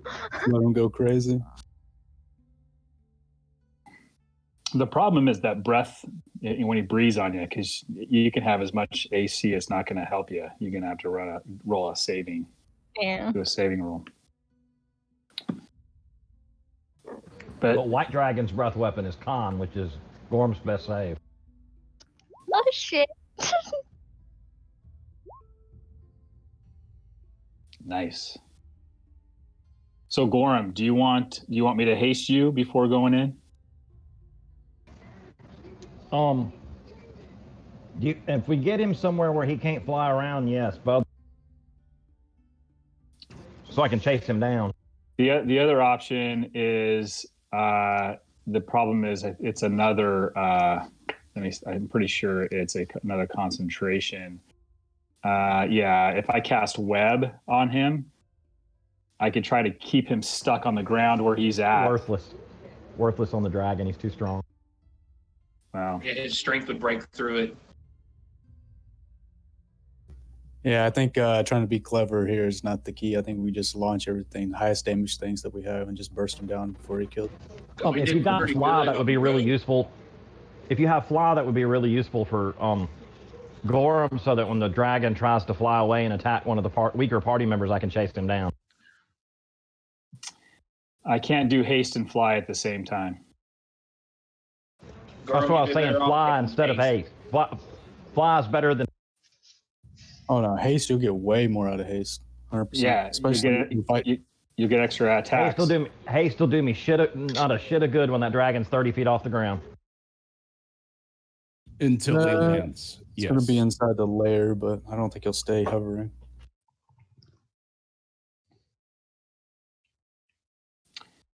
Yeah, either way. Yeah, what he'll do is he'll fly back and forth across the party, attacking people in the rear, and then I have to run all the way over there with my attacks, and then he's going to fly away again, and I have to run all the way over there again, you know? So I'll never get to swing at him. Jump on his back and ride until him. it lands because it didn't regenerate. He didn't regenerate his breath weapon, meaning once or twice. So what that means is that the haste spell comes after the dragon lands. That's all. But it's going to come, and it's going to come relatively quickly. If he doesn't totally get shot out of the sky first. Yeah, he's going to get a good breath weapon off, and then he's going to have to fight us with this tooth and nails. One of the legendary actions that dragons use is he doesn't have any. Yeah. Oh, it's not an adult? Nope. We've already fought this. We've already scared this dragon away twice.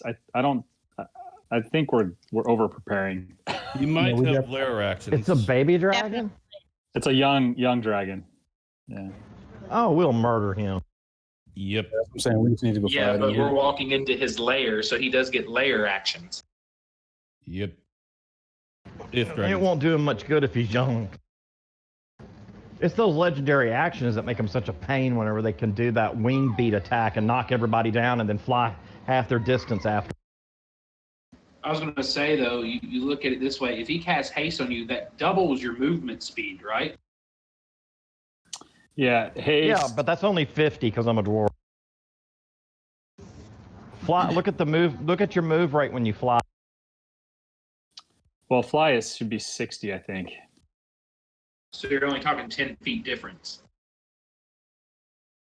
So if you cast haste on a dwarf, I thought fly was something. Fast you move? I thought fly was something like 90 or 120. No, it's 60 feet.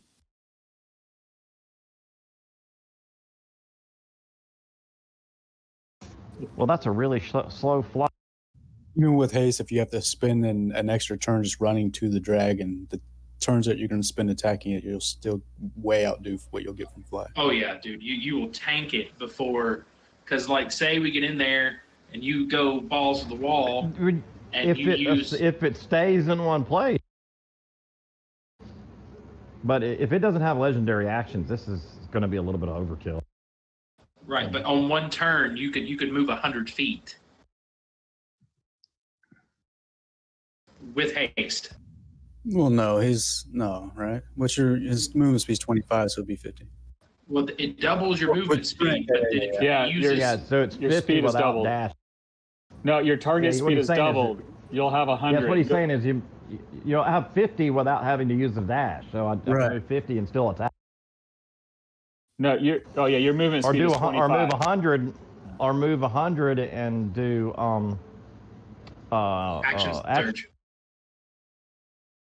But then you still have an extra action with haste. Yeah. So that would be you'd be attacking. So if you had to move 100 feet. So you're looking at just hypothetical. You had to move 100 feet. So you would he casts haste. You move 50 automatically. Use an action to move another 50 because you use a dash action. Which that's a bonus action, isn't it? Dash, yeah. Well, that's your action. But yeah, even if you had to dash, you still get the extra attack from haste as well, so you'd still be able to tag running 100 feet. Oh yeah, that's awesome. The problem is that whenever he casts the spell of haste, it means that he didn't cast the fireball.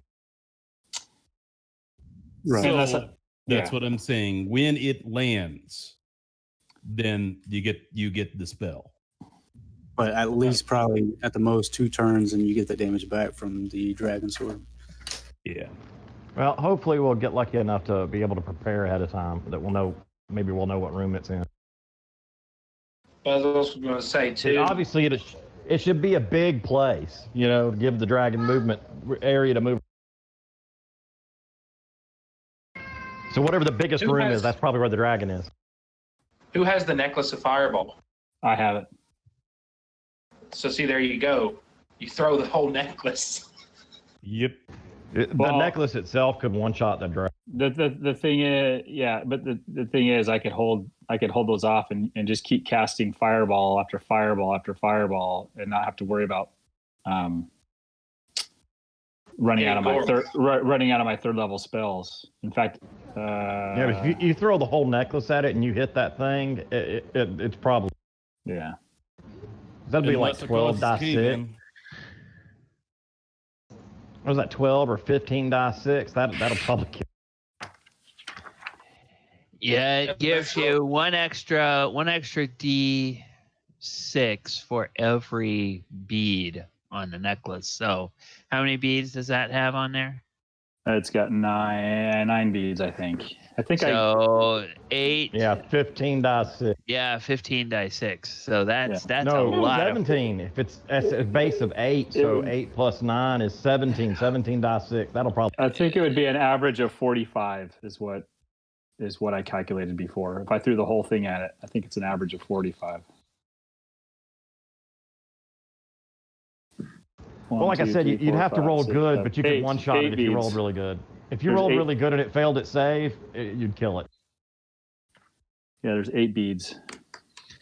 Okay, so the first one is 8 die 8, so then or 8 die 6, so then you add 1 for each of the other 7. So that would be 15. 15d6. 15d6, which if you hit that for max damage, that's what, 90. That'd do a big chunk of damage. That'd do a big chunk of damage to the thing. May or may not kill it outright, but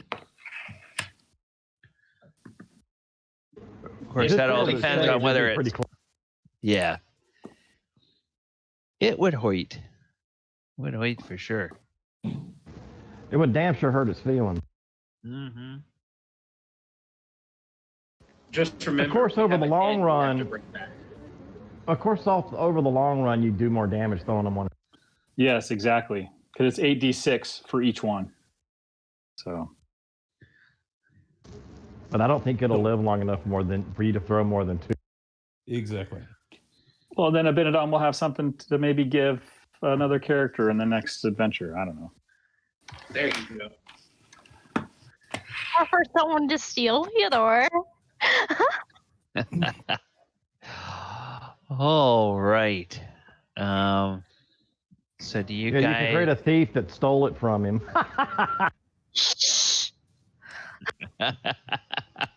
Hyza pays Dorzaphir to steal the necklace. That's not what I was thinking, but maybe. Sorry, Abinadom's actually my friend. I wouldn't steal from him. That's right. I was thinking thought of those were the something a brothers. little bit more different, but I guess I'll wait until hopefully next week. No, who were the two brothers? I think she meant she's gonna try to seduce it. Ah. No. Roll for. Hold on. Roll for persuasion. Yeah, roll for persuasion. Did I see And then the Hyza? Abinadom roll for horniness. Did I see Hyza exchanging her armor when we were doing the armor exchange? Yeah.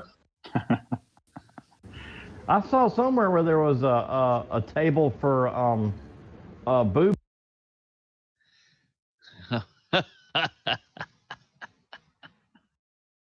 You know, we love you, Ivy. We got to pick on you. I know. But I was thinking something completely different, but I'll mention that after the game. Wait a minute. How old exactly are you now, Ivy? Does it matter? Well, it would be worth So a long as you're laugh. 19, it doesn't matter after that.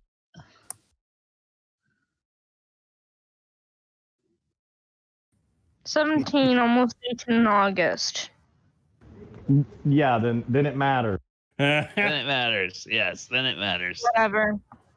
Only reason why I stopped. Because we got to keep it below NC7. Yes, we gotta see. Yes. Jokes are fucking jokes. I don't see the goddamn big deal. Like, We're No, just kidding. All right, everybody calm down. Let's move on. We're just kidding.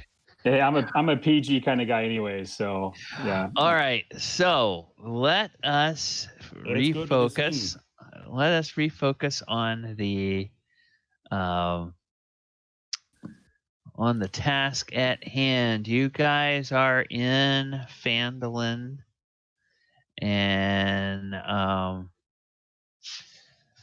you are ready to get going from there. You think you have your strategy of what you want to do when you get to the lair, and how you want to handle this guy. Well, Finn's got to go to the Tailmaster first. Okay, all right. So let's I go do to have the the town strategy master. there. Okay, let's go to the town master. Okay, Oh. first thing Finn does is goes and gets certain cookies. Ah, okay. Second thing Ooh. Finn does is goes outside of Harbin Wester. That's Yes. the right guy? Yes, Harbin sir. Wester's door and plays the song that he wrote about Harbin Wester. Oh, okay. All right. And roll me a performance check just to see how that goes. And I'll give you advantage. I want to hear him sing it. Well, you can sing it if you wish. Vernon never actually created that song in real life. Okay, so then, yeah. Vernon never actually made that. 24. Oh, okay. Well, he's like listening to this song about this wonderful, benevolent leader of this town, and he's thinking, what a wonderful person. And then he realizes, oh, that's Well, about no. me. You forgot.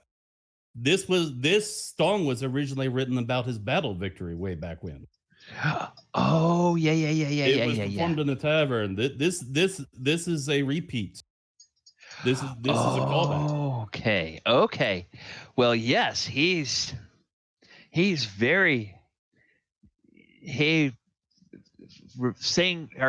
listens to this, and that sounds familiar. And then he realizes, oh, that's about our battle.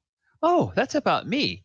And it's so beautiful. And he comes running out and he says, and you see he stands there in the doorway for a few moments, not wanting to interrupt as you finish up the song.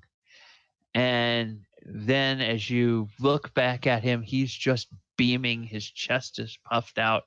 He's got this big smile on his face.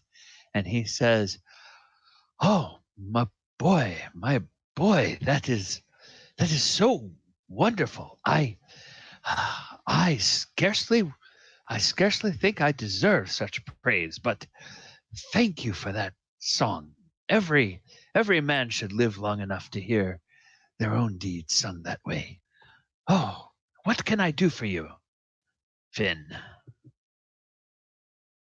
Sir, I come to give you these, just like we did when we first met you, and to tell you that me and my Adventurers Guild are going. It's time. Oh, you found where the dragon's lair is then? You're going to take it on? Lair's been located. Oh, dear boy, dear boy. Well, we must have a send-off feast in your honor. We must do that tonight at the inn. Yes, and you all plan to leave at first light, I presume. Probably. It's the way we usually do things. Haven't really said. Oh, well, if there's time, I will certainly see that there's a feast organized and that everyone turns out. There will be ale, and there will be food, and there will be cheer, and we will send you off as the heroes that you are to go and conquer the dragon. And tell me, my boy, have you all come up with a name for your company yet? We never really said a name. We're the Phandalin Adventurers Guild, as far as I'm concerned. The Phandalin Adventurers Guild. Oh, if you would slay that monster in the name of the Phandalin Adventurers Guild, why, the town itself I would see that they erect statues in your honor. Statues for all of you as the slayers of the dragon. How does that sound, my boy? Well, I think that'd be fantastic. But I think you know what I'm coming for. Are you going to pass the torch? Okay, let me drop out a character and as DM ask exactly what are you wanting him to... The passing of the torch it's known among warriors, particularly of myths and also some other things. It's asking for the blessing. The old warrior will pass the new warrior a token. So this is Finn asking for assistance in the form of that bit of ceremony. In the form of, look, are you willing to say that my time is over and I choose you to walk in my path? It's usually done with a token. Okay. Well, coming back into character, he says, absolutely. And the send-off feast will be the perfect time, and I know just the thing. You are right. Tell when you're ready to tell. I thought that's what you had in mind. Oh, wonderful. Wonderful. Yes. My adventuring days are long in the past, and you and your friends, you heroes, are the future of the Sword Coast. And it is only right that the people of the town see that you now take on that mantle of heroes fighting in the name of the town. Yes, my boy. Oh, we will make this a night to remember. Medieval times catch line there. I didn't know if you did that. Oh no, I didn't. Yeah, a night to remember. That was part of the script. Okay, so he is very jolly, and he hustles back inside, and then the others are off buying all the stuff, and then everybody comes back to the inn. There are runners that go out from the inn to some of the other businesses in the town, and about an hour before sunset, you see people from all over the town and the outlying farms are starting to stream in, and they have set up bunches of tables inside the inn. They've clearly set up an area that's like a head table, like where you would have nobility or dignitaries. And there are places reserved for each of the 6 heroes, as well as for Harbin Wester, the town master. And there are there are like there's overflow seating and overflow tables outside of the inn that have been set up, and the windows and doors are all thrown open and the shutters are thrown open so that the sound from inside carries outside. And there's a number of what Finn would say are passably good local musicians among the farmers and the farm wives and the different people that work around town. They don't have the money for fancy instruments, but they have well cared for instruments and they play them very well. And so there's all kinds of country jigs and reels and dances and ballads, and people do get up and dance. And there's the kitchen staff outdoes themselves. There's a gorgeous menu that they offer up. There's some game, there's some beef, there's some duck, there's some chicken, there's some turkey, there's some fish. Just it's like people haven't seen this much coming out of the kitchen in 10 years here at the inn. And the ale is just flowing, and the wine.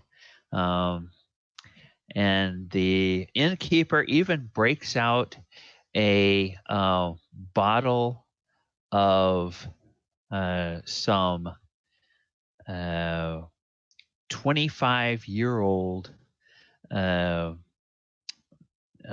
Scotch that is from one of the sea isles out beyond the Sword Coast, out beyond the Sea of Swords. And it's a rather rare time. He hardly ever has that, but every member of the party gets a shot of this, along with the town master.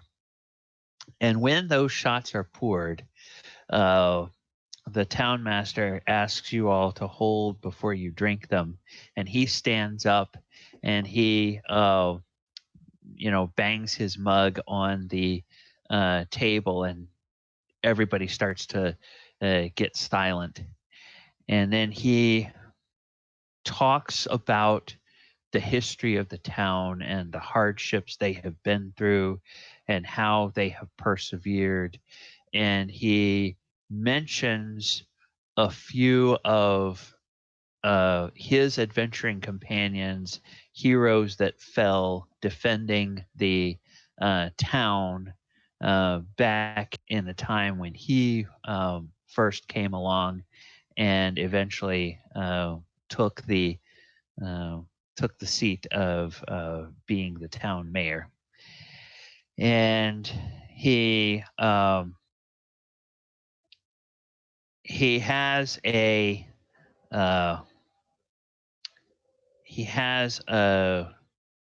like a coat box with him, And somebody brings that out and sets that on the table.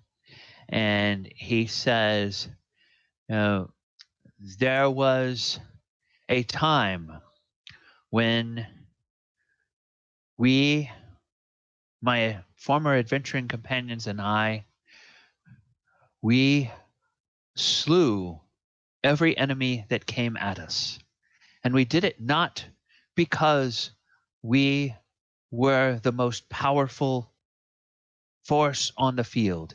It was because we had the love for the people of Phandalin in our hearts, and we cared more about defending this town and seeing this town prosper than our enemies did about stripping everything to the ground and tearing it down. And now, my friends, sitting before you, there are 6 who once again come with the love of this town in their hearts. And there is no dragon, and there are no orcs, and there are no monsters that will stand in the face of the love that they bear for our precious town. And as he says that, there's this big, huge cheer. And then he opens up this coat box and he pulls out this cloak. And this cloak is just a beautiful, beautiful piece of material, and it has actually a come on. It has a sheen to it, and as he picks it up, you see like a little item, like a little amulet that sort of glitters in the bottom of the coat box. And he turns towards Finn and he says, my friend, Finn, this cloak saw me safe through the battles that won the freedom and the security of the town of Phandalin in days of old. I would like you to take this in your battle tomorrow. And what he hands you is he hands you a cloak of protection. And this gives you a +1 bonus to your AC and to your saving throws while you wear the cloak. And then he also holds up an item, and he kind of looks at the rest of your party, and he sort of sizes each of you up, and he's trying to figure out maybe who could gain the most benefit from this item.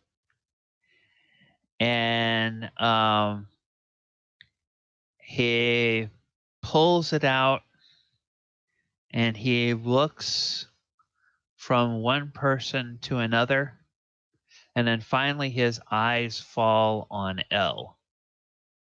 And he says, you, sir, Master Warrior, I think this may be good for you. and he holds this amulet out. And it's a gorgeous little item. Very beautiful. It has a thick gold chain, and there's a gold disc, and it's got a pair of hands that appear to be surrounding what looks like an inscribed sun, like the sun with the rays coming out from it. And this is an amulet of health. And what this will do is this will give you a it will raise your constitution score to 19 while you wear the amulet. So basically what it does is it gives you extra hit points for wearing it. It doesn't give you any kind of regeneration or anything like that. It just bumps up your hit points while you're wearing it. And he says, he's kind of looking at the rest of you and seeing the gleaming sword and the gleaming shield and, you know, some of the other things that you all have. And he says, friends, these heroes will go and face the dragon in its lair, and they will bring us back more than the defeat of the dragon. They will bring peace to our town, and they will bring us prosperity. And everybody erupts and cheers and everything.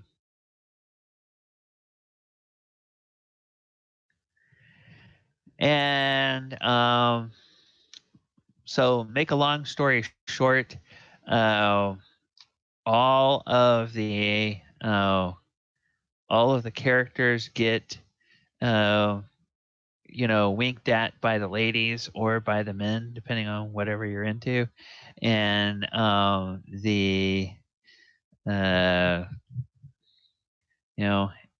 anybody that wants to does not have to spend the night alone, and we'll just leave it at that.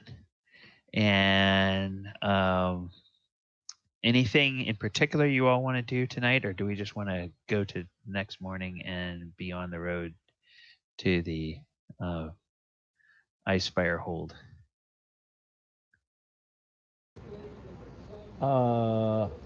Gorrim gets intoxicated and the town guard carries him back to the inn. Okay. All right. Oh yeah. Gorrim, roll me a persuasion check. While you're talking to your dwarven buddies. Your new dwarven buddies. Oh. Ouch. He's probably offended them in some fashion. Okay. Now, buddy, get those out now because we don't need them later. Yeah, they tell Gorrim that they will each buy him a round of beer, and the conversation in the first round doesn't go well. And they are good to their word in terms of leaving enough gold to pay for more rounds of beer, but they quickly find excuses to wave out. And everybody can give me perception checks as they, while Gorrim is there drinking with the... Okay. Yeah, Hyza, you notice that these three dwarves, they kind of look, they're not disapproving, but they look with a little bit of suspicion at not only you adventurers, but at the rest of the townsfolk, as if they expect that everybody is up to no good. And as you see them, they all do bear enough of a resemblance that you would think the three of them are probably brothers. But Hyza is the only one that had a high enough perception check to determine that. She'll go up to them, pat them on the shoulders, going in between two of them, and say, "Is there anything bothering you tonight, boys?" Give me a persuasion check with disadvantage to get them to talk to you. Yeah, 10. Okay, they go, "Oh, no, ma'am. Just got to get to work early in the morning. Good luck in your quest, ma'am." And they are not unpolite, but they clearly don't want to stay around and talk, and they sort of move on out the door and head back to wherever they were staying. As they go out the door, she'll wave to them by and say, "Have a nice trip home."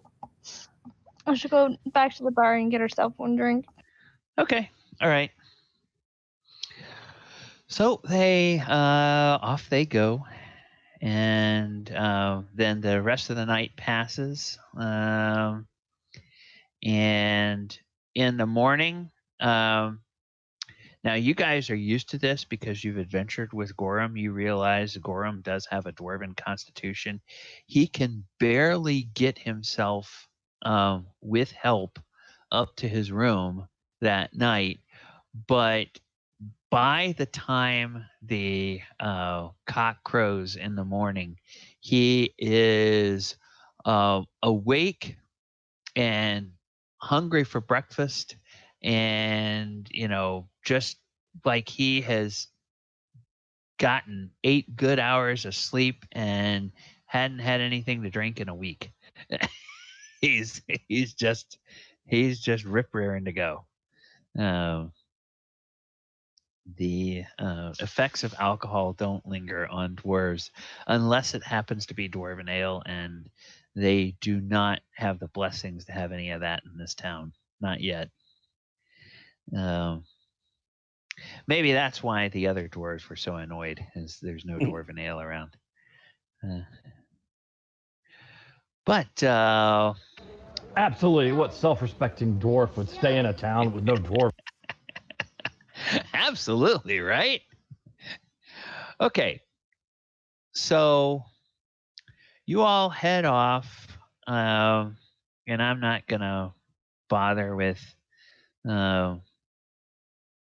with making us roll for anything. You get to the Mountains Toe gold mine by the end of the day.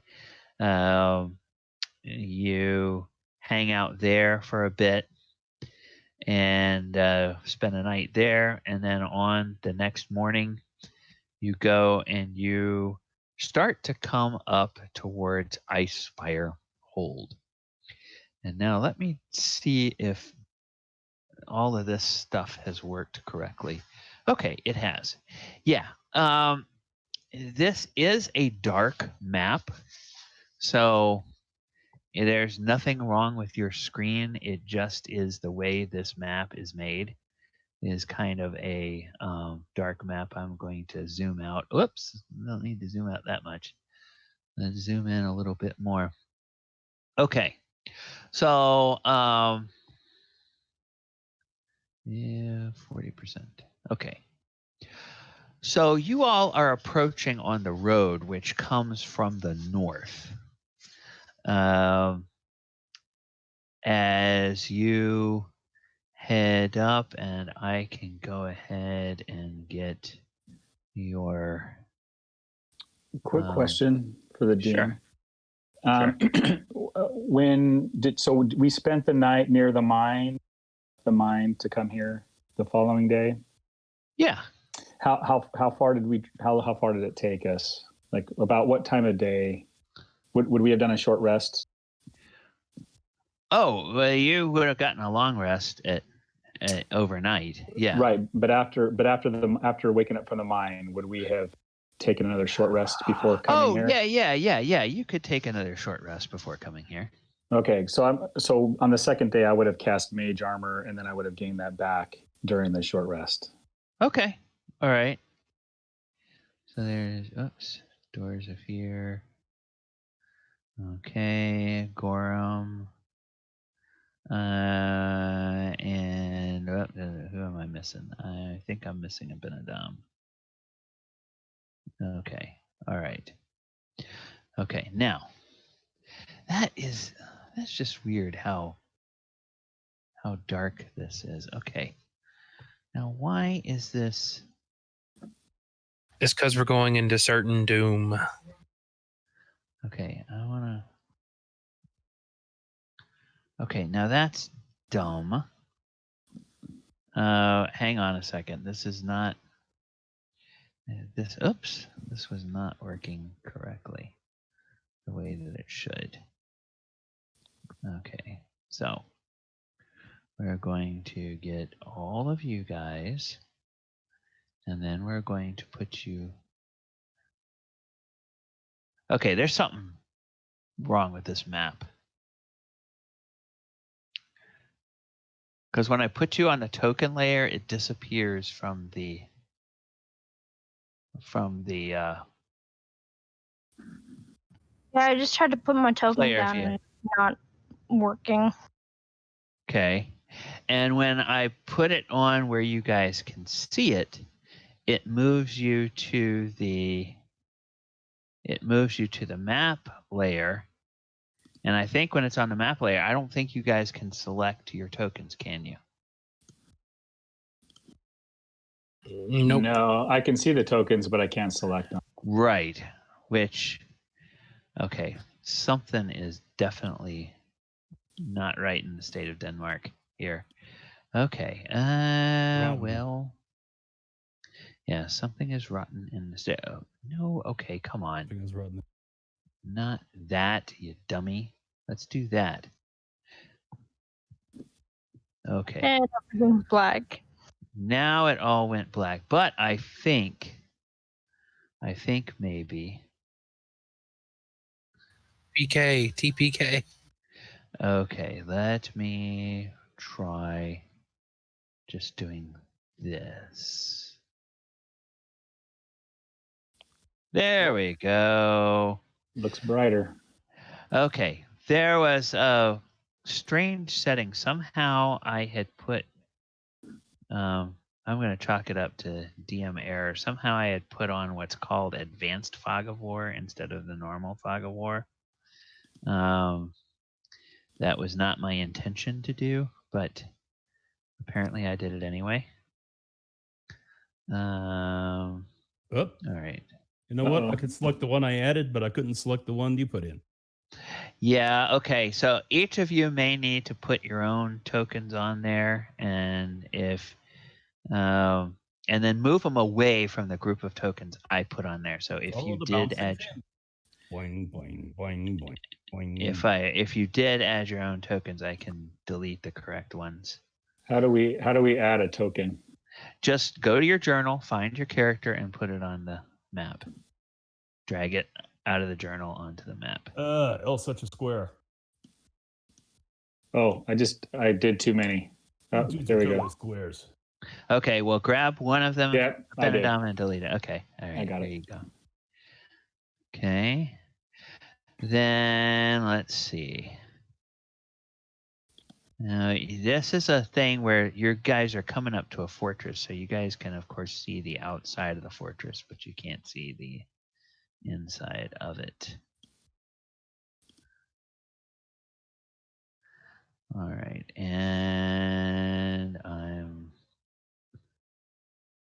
to go with this. Looks like Hyza already fell off the path. Yeah, we'll go ahead and get everybody situated there in a minute.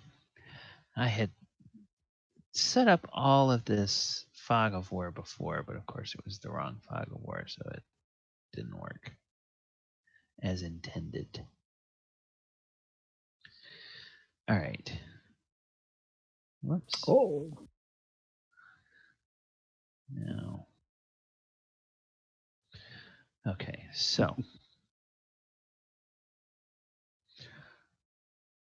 Right, I will relay to you what all of this stuff is in a moment. Okay. You all are indeed, of course, on the path. Okay. Okay, I'm taking this group of characters.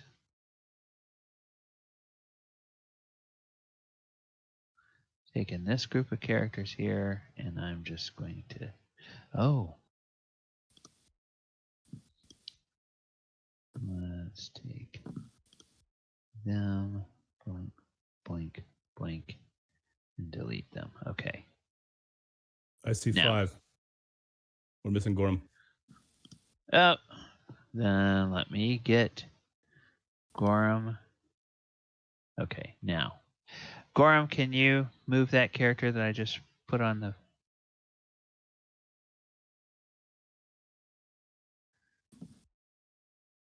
Yep, okay, cool. All right. Okay, I'm going to try something here. Dorzaphir, I'm putting a new actual token of yours on. See if you can move that token around instead of that awful square thing. I cannot. Okay, then just a moment. Just a moment. This is Dorzaphir. I can now. Yeah. Yes. Okay, so I'm going to get rid of your square thing, and I'm going to do the same thing for you, L, just because... Oops. No. I don't know why you two guys have big heads. I was going to ask Finn and Gorrim the same question. Okay. L. My head? What's wrong with my head? Okay. If they erect a statue for you, Finn, I promise you will stare at it every day and admire how beautiful you are. Okay. So Can we get Bandit too? Sorry. we can get Bandit from the artwork page. Bandit. And then I'm going to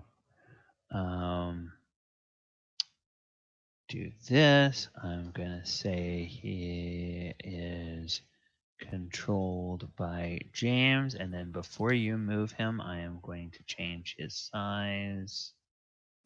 I have a question also. Sure. Temporary hit points don't stack, do they? Temporary hit points do not. If you want to. Now, the default for the default way that Roll20 does tokens is it green is your health. So what you can do is you can take in that red circle.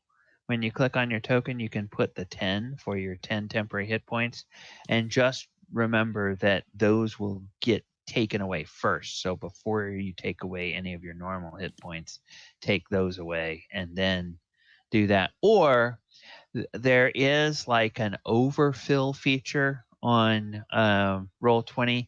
If your maximum is normally, let's just say for argument's sake, your normal is 50. If you have 10 temporary, you can put 60 over 50, and then it will put a little plus at the end of that green bar to show you that you actually have extra. And then that way, when you take the first injury, those will be the first ones that come off anyway as a temporary. In 5e, there's really not any effects I can think of that will affect your actual hit points without affecting your temporary hit points. In 4e, it did have some things like that where it would deal damage to your real hit points, but not to your temporary. And so it was important there to keep them as separate buckets. And 5e is like, just as long as you remember that your temporary goes away first. That's I good was just asking just because of the potion of heroism gives us plus 10 temporary hit points on top of the bless. So I was just seeing who I needed to cast my aid on or not. Okay. All right. So yeah, that's the Apologies. no, that's all right, but it's a good question, and it's kind of a mechanical thing here. All right, so you all are headed to Icespire Hold.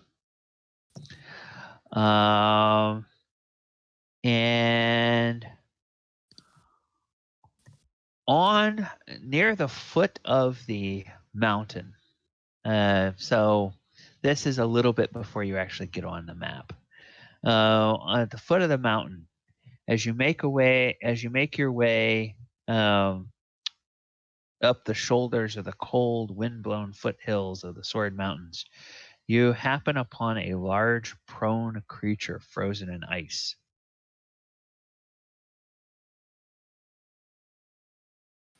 Looks like someone's having a bad day. Can we tell what kind of creature it is?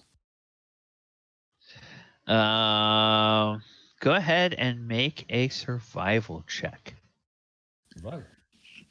on the corpse. Oh, it is a corpse. Okay. Yeah. Well, it's frozen in ice, so. Well, it could be Captain America. Yeah, that's true. Yeah, Abinadom, you do recognize this as an ogre. And with the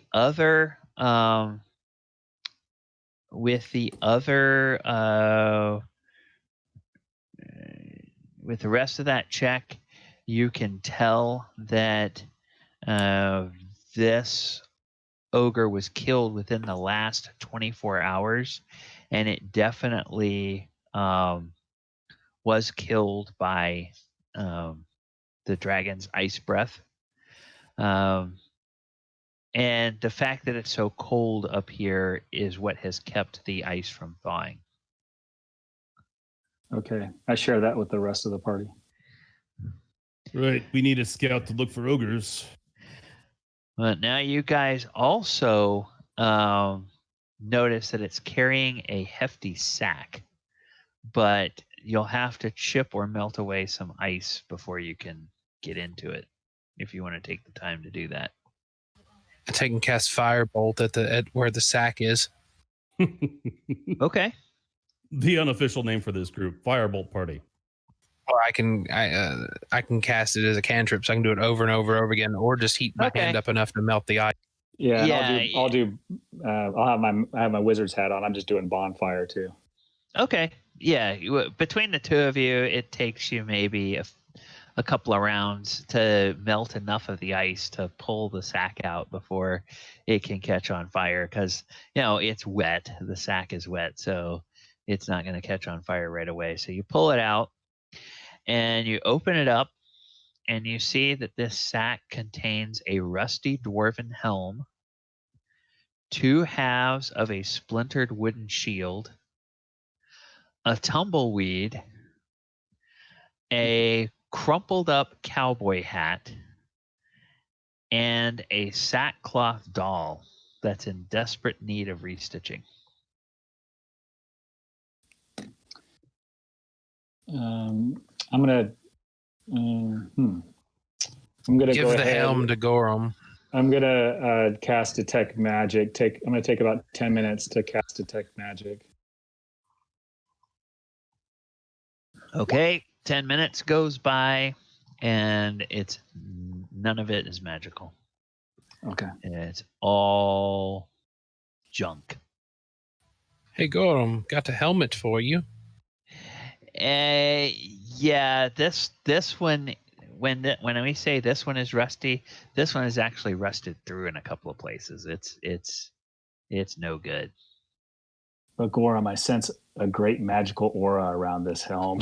Oh my God, he's not playing a prank on him. No, I don't do that. I think that. That'd have been great. That'd have been great. And the cowboy hat, you should tell Finn, this thing will make your performance. No, I'm going to do that. Hold on. So I ask Abinadom, hand me the cowboy hat real quick. All right, here you go. Gorrim says, I will show you what this cop is good for. So I take the cowboy hat. I walk over to Finn. Finn, this hat is imbued with magical aura. Yeah. I will actually roll a persuasion in just a second. Oh, yeah, it'll make your hair shinier, make your teeth whiter, and make your voice even more booming and powerful, like the voice of an angel. Seeing the one that he's going with, I'll tap him on the back and say, oh yeah, Finn, this would look perfect on you and make you incredibly even better. 23. Oh, and she's given... And then help, because I'm also helping persuade him. Wow. Wow. Okay. So yeah. Whoa. Now, but wait a minute, she gave me guidance, so that puts me at 23, 24, 26. Wow. Okay. Now,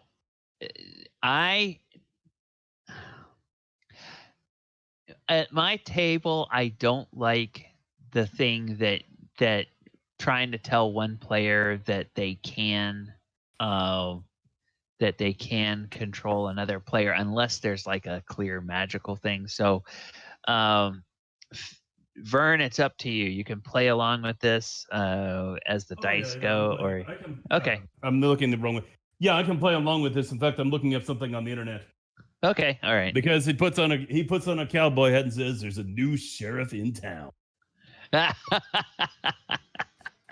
I cast message and I whispered to Abinadom, he fell for it. Sweet. All right. So we're going to be going in there blazing saddles on the dragon. He's going to have the cowboy hat up and going, hoorah. Oh, I'm trying to. Okay.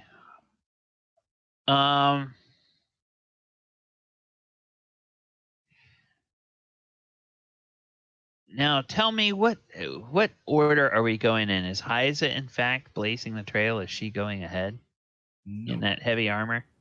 Or I was just who waiting has the best perception? First Well, thing I'm we gonna need to do. I'm gonna send. Yeah, I'm sending Bandit up ahead to scout the trail. okay. All right. Marching order, I want Dorzaphir, followed by people in order of quiet at a certain pace away from each other. I don't want anybody to be able to be hit by the same breath weapon on the way there. Oh, well, still 22. Okay. So, you let Abinadom, you let Bandit fly ahead. Are you going to try to keep him within the range that you can see through his eyes, or are you just going to have him fly up and come back and tell you what he finds? Yeah, no, I'm not, because we're on this trail, and I'm not going to walk it blindly. So Bandit's going to be scouting up ahead, and if he sees something that he just knows that if he sees something out of the ordinary, try to communicate to me what he sees. Okay, this is a little bit of a situation similar to that manse. So I'm going to ping a couple of places on the map to give you reference. This area right here, where I'm pinging, this is the main fortress. Whoops, this is the main fortress. And this over here is the roof of that same fortress. So it's not two separate buildings. This is the roof. And then this dark area down here, this is actually a sub-level of that fortress. This area here in the middle is in fact a separate gatehouse from the main fortress. So this building and this building are separate buildings, but the rest of the areas are all different levels of the main larger building.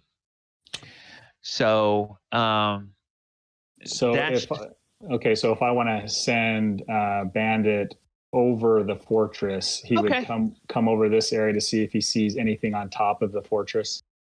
Okay. Well, he does. Well, he just disappeared. And I want you to make a stealth check for Bandit. Oh, okay. I guess he doesn't have any advantage on. Oh, he has a +3. Okay. All right. So we're gonna minus from this roll. Oh goodness. So 6. 6. Dead bird. Okay. He flies over the roof of the fortress, and he notices movement down below. And there is how close does he need to be to you to communicate telepathically? 100 feet. Okay.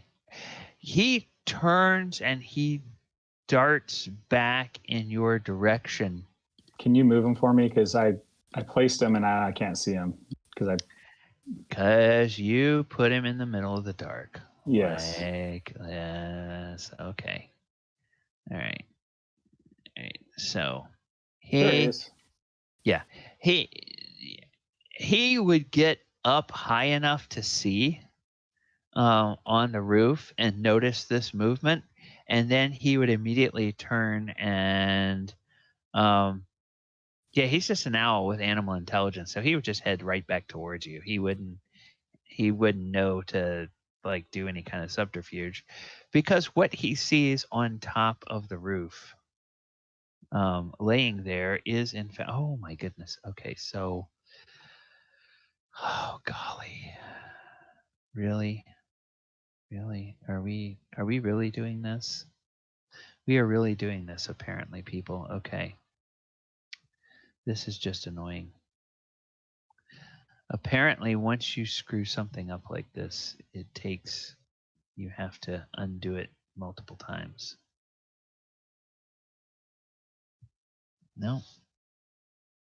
Goodness. All right. Fiddle faddle.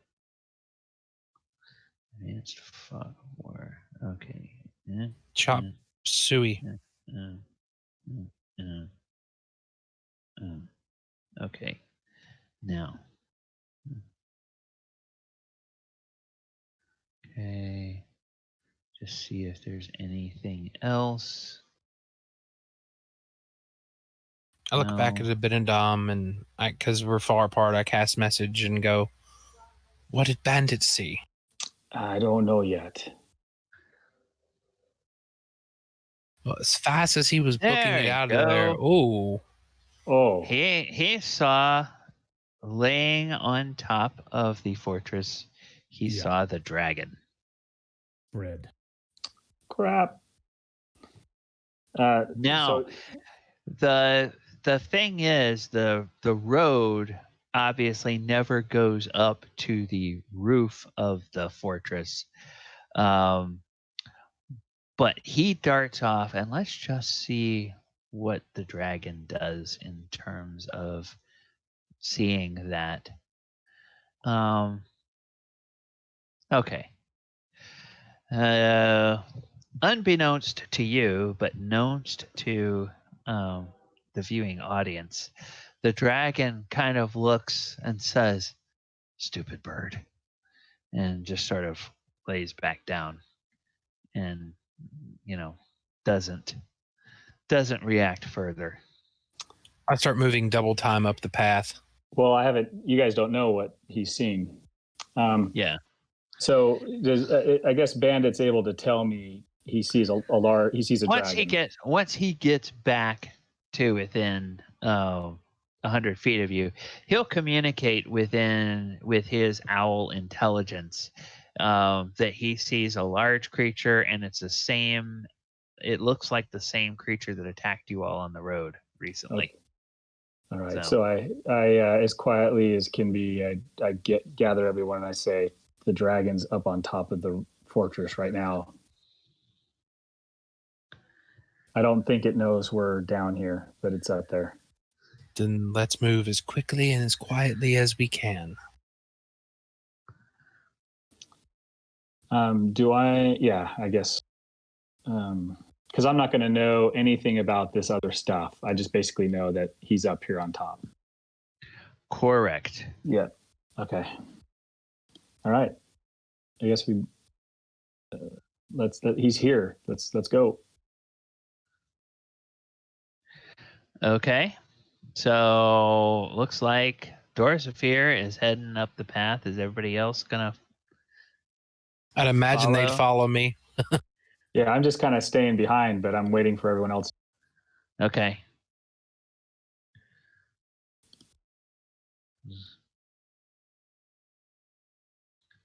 Is Gorrim heading on?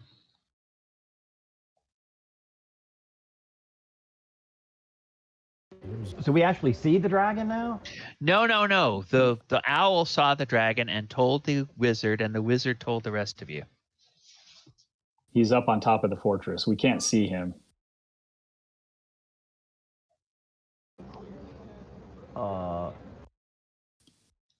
We know its location, but it isn't in range. That makes more sense. Now, I'll tell the others to make sure we don't group. Dorzaphir. Sir. When you get about right here. Whoa. My guy just flew over there. When you get about right here, I need you to make me a perception check. Wow, such low rolls tonight. Okay, that's good enough. Because you notice. Now, it looks like it would be tricky. Not necessarily impossible, but kind of tricky. You notice that right over here, there is a small little entrance that looks like it goes into an underlevel of the fortress, where you guys could maybe sneak inside the fortress underground and then work your way up through the middle if you all wanted to do that. Or you could keep on the path and just head to the gatehouse and try to get in that way. Well, I have some climbing gear with me, some pittons and some rope. I'm wondering what it would take to get. Yeah, you also have a cleric in heavy metal armor, and you have a dwarf in plate mail. That'd almost be like a chain for dinner saying, ding, ding, ding, ding, ding, come and get us.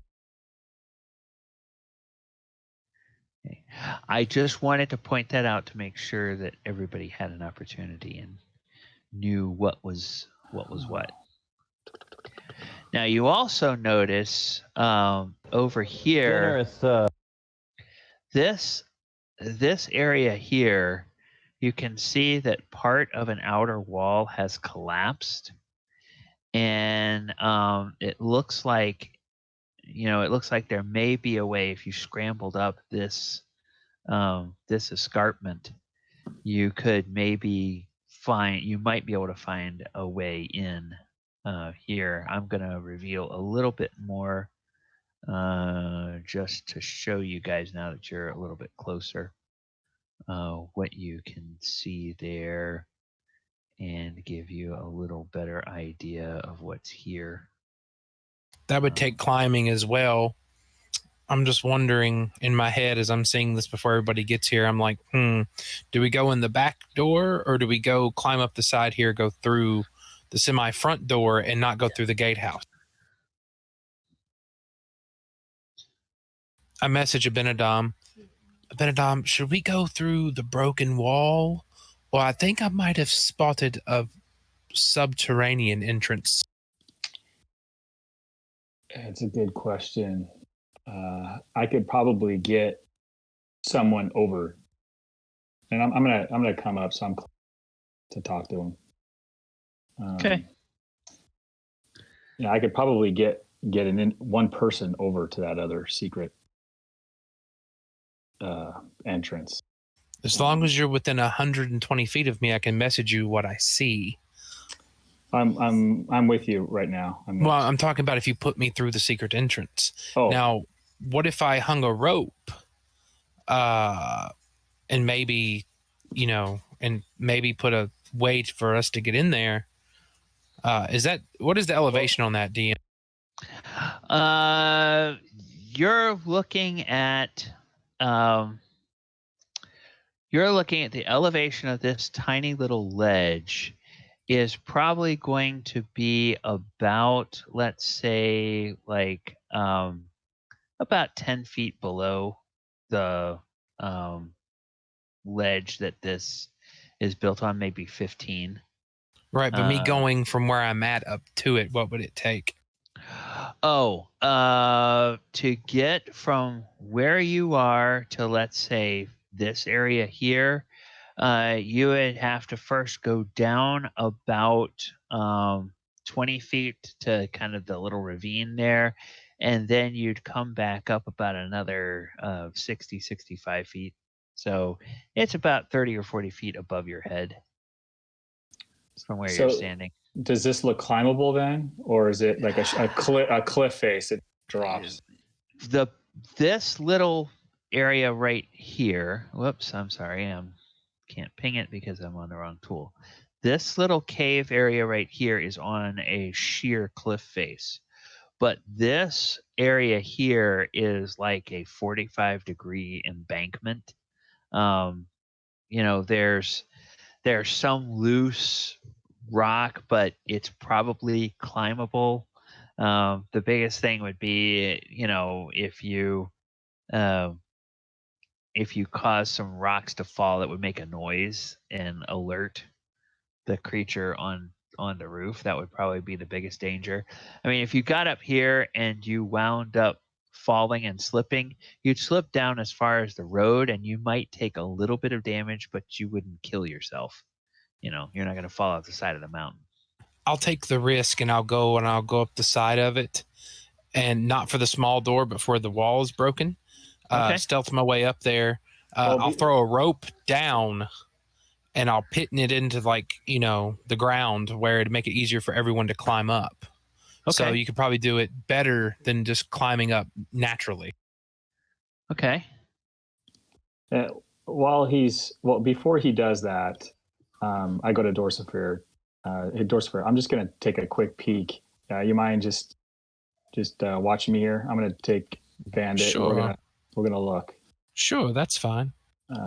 So I take Bandit and I just bring him over here and I look to see what I can see inside this cave. Okay, you want to look inside the cave. I don't think that's the direction he's planning to go, but you look there anyway. And what you see is basically you see this here. You see a little ledge with a blank wall at the back of it. It's like a natural stone ledge, and then it's a worked stone wall at the back of it. There's no apparent opening, but it's an odd place to put a little ledge and an opening if there's not a way in there. Okay. I just wanted to see what I could see. All right, and he comes back. And I share that with the rest of the group. Okay. So keep in mind that the dragon did not build these things. These are not part of a dragon security system. This Correct. is many generations. And also, do you guys see the chat bar section? Like mine disappeared, and I don't know how to get it back. Okay. Yes. There's a little hamburger menu at the very top right, just below your computer's taskbar. And it's just to the right of where the slider for the zoom is. And if you click that little hamburger bar, that will make the chat menu fly back out again. Yeah, I don't have that's like gone. I clicked on it and it disappeared. I'm not sure what happened in my browser. So I just wonder if it's just me or if it disappeared for everyone else. No, didn't it's just disappear you. for everybody else. So, yeah, if worse comes to worse, just reload your browser window and see if that cures it. If that doesn't, you may need to disconnect from Roll20 and reconnect to Roll20. Yeah, I'm refreshing. I did that once before. So I'll work on it. Right. So to progress this, what check do you want me to make to get up there and I would like, let me just verify that I understand what you want to do. You want to climb up this escarpment here, right? Yes. That's what you want to do. Okay. Yes, I'm going up that way. Yeah. Okay. Then I would like you to make a climb check, but before you do, what are you using to climb? Are you just climbing, or are you using any kind of gear to help you climb, or what? I mean, I have pittons and rope. I mean, I can, as I go up, I can just stake pittons, kind of like handholds, and drop the rope between them. Okay. If you do that, I will give you advantage on your climb check, but I will also ask you while you are doing that to make a stealth check with disadvantage because you're trying to hammer pitons into the stone. 10-4. Is that athletics or acrobatics for climb? There should be a climb. Isn't there a? Hang on, let me double check. I may be mixing up my. Athletics is attempt to climb a sheer or slippery. Yeah. Athletics. So go ahead and make an athletics check with advantage and a stealth check with disadvantage. So no problem with the climb. Oh, and a stealth 17 disadvantage. That's pretty good. Okay, you make your way all the way up there, and now there's not only are you at the top, but your friends have a nice little rope that means that they will not have to make climb checks. Now, when you get up here, you can see down this away. And you can see, of course, that there is a open hallway with a door. You can also see this way. And you can see that what used to be a corridor here before the corner of this building fell away leads to a door right there. So there's a door this way, a door this way. I'll sneak up to the door that I'm facing, which is to the north. Okay. And I'll wait for the rest of the party to climb up behind me as I just want to see if I hear anything on the other side. Okay, so then for the benefit of the party behind you, he climbs up there and then he disappears off the ledge and seems to walk up, and now he disappears from your sight. You don't see him anymore. All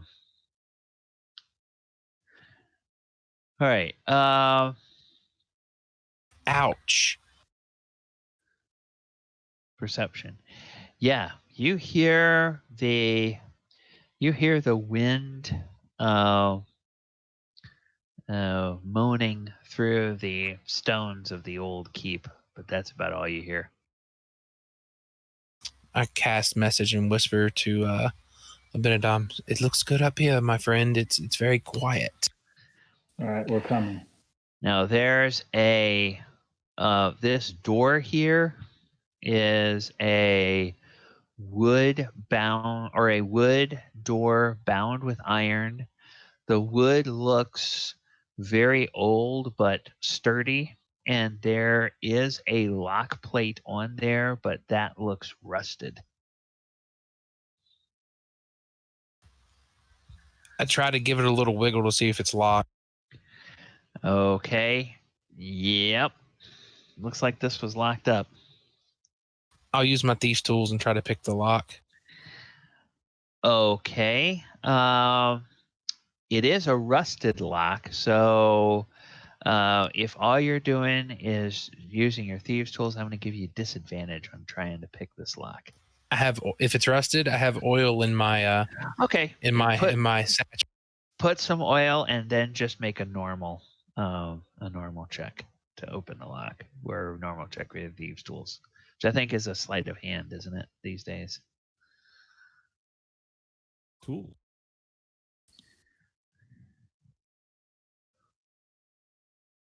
Crap, I did that wrong.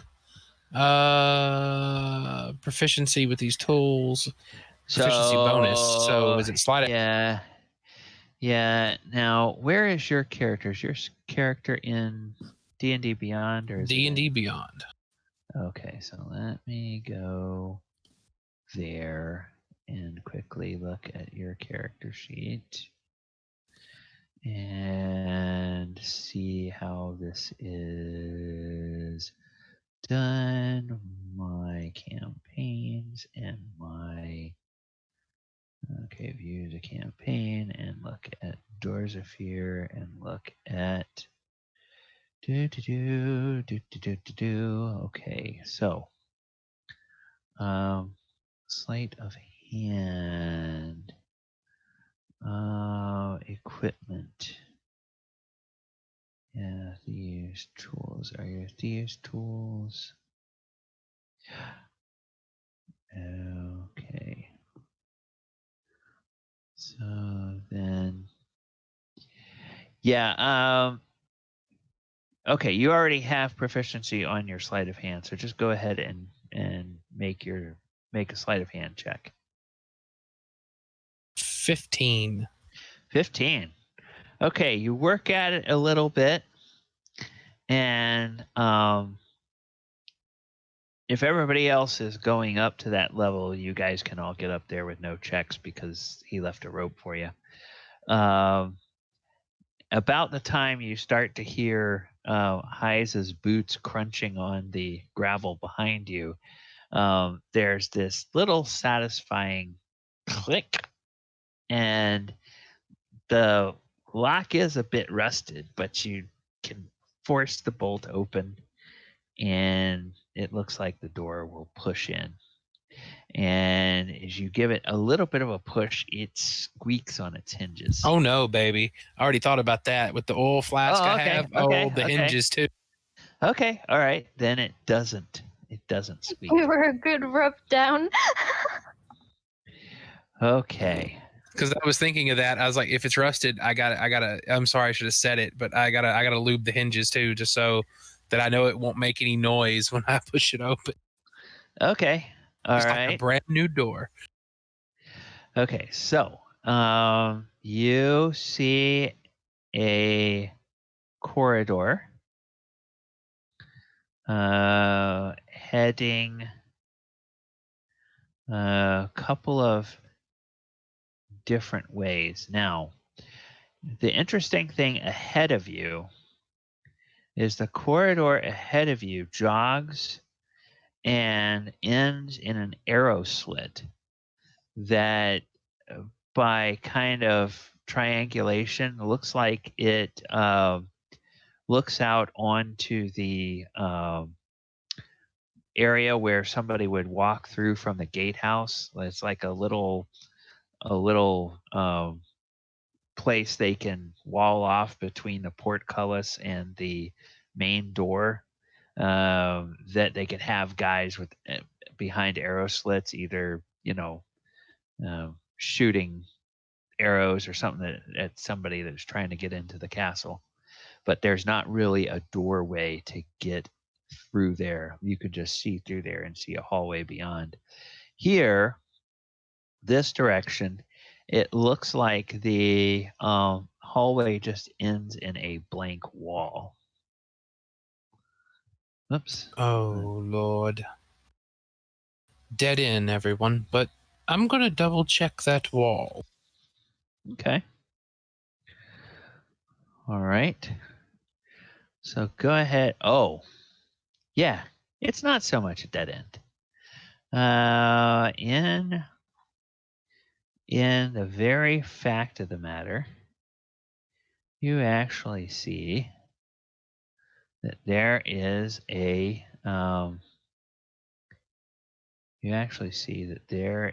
secret door there. Whoops. Nah, I hate when it does that. Okay. Then let me go over here. No. Real quick, I sent a message to Abinadom. I go, it's good being me sometimes, Abinadom. It's good being me.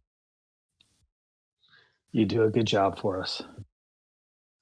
As long as I don't try to get the big head like Finn, I think I'm doing okay. Okay, there we go. This is a looks like it's a secret door, and you find the mechanism, and you are able to open the door, and you can. Whoops. I You tell can peek everyone through. to come quietly and get behind me. You can peek through, and as you do, you see the following. You see a corridor that's about 5 feet wide. Up ahead, immediately on your right, there is a door here. Then there's another door here. And then to the left, there is a door here. Okay. And as you come into the hallway, anybody who comes up to this secret door here, I'm going to need you all to make stealth checks.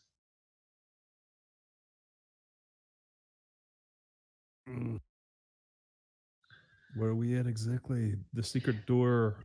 You guys are right here. Yeah, but we're checking from where?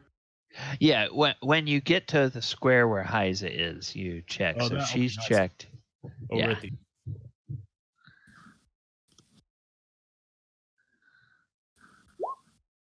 So yeah, you don't need to check yet because you're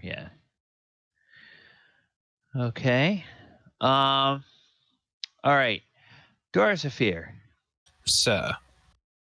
as you hear your companions behind you coming up into that corridor, you hear a muffled voice behind the door in front of you. And it kind of gives a guttural, a low guttural like command. And then there's absolute silence from in front of you. Well, if we're going to go into the bulk of the action, I need to... Can I stealthily open the door? Okay, your spidey senses tell you that somebody is in there and that the noise you heard was probably in reaction to something they heard outside. So you could try, but if you open the door, you get a sense they probably suspect somebody's there, so they might be right behind the door with a weapon ready to ready to try to shank you. But fair. Wonder if I could get the drop. And hold on a sec. I got this. I'm going to go over here. This is a little slit that I can see through, right? Yep. Yes. And you can see the entryway from the gatehouse. And then you can see a hallway beyond that continues. Looks like it's... Sound is going to come from over here. Oh, misdirection. Press the digitation. And what sound are you going to make, pray tell? Oh, how about the clanking of armor? Okay, fairly loud? It's slightly larger than Hyza's. Okay. I'm trying my best to stay quiet here, okay? Okay. Well, he's not doing a thunder wave. He's just trying to get something's attention. Yep. There's a clanking of armor, and I need to do a...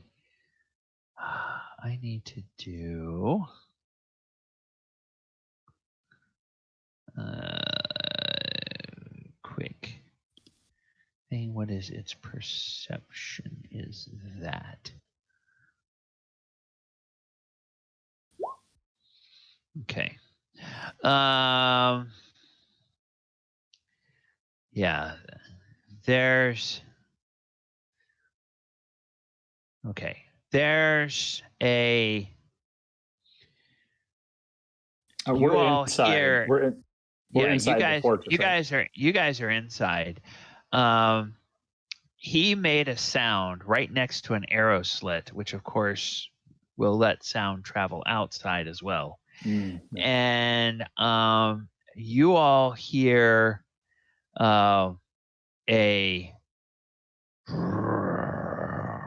from up above, kind of like a large beast taking notice of something and not seeming to be too happy about what they've just taken notice of. And as that happens, this door here, which you all can't see because I haven't revealed it yet, so let me do that. This door here opens, Finn, and a human dressed in armor pokes his head out and looks around. He's dressed in splint mail armor. Give me a stealth check to see if you can pull back and, stand flush against a wall in time for him not to notice you behind the arrow slit. Normal. Ooh. Oh, okay. Great. He comes out here and he turns his back to you and he looks down the hallway and he says, "Oi, we're best go take a look. I don't see anything, but I heard it." And you hear voices inside the room saying, "Yeah, we heard it too." And then there is a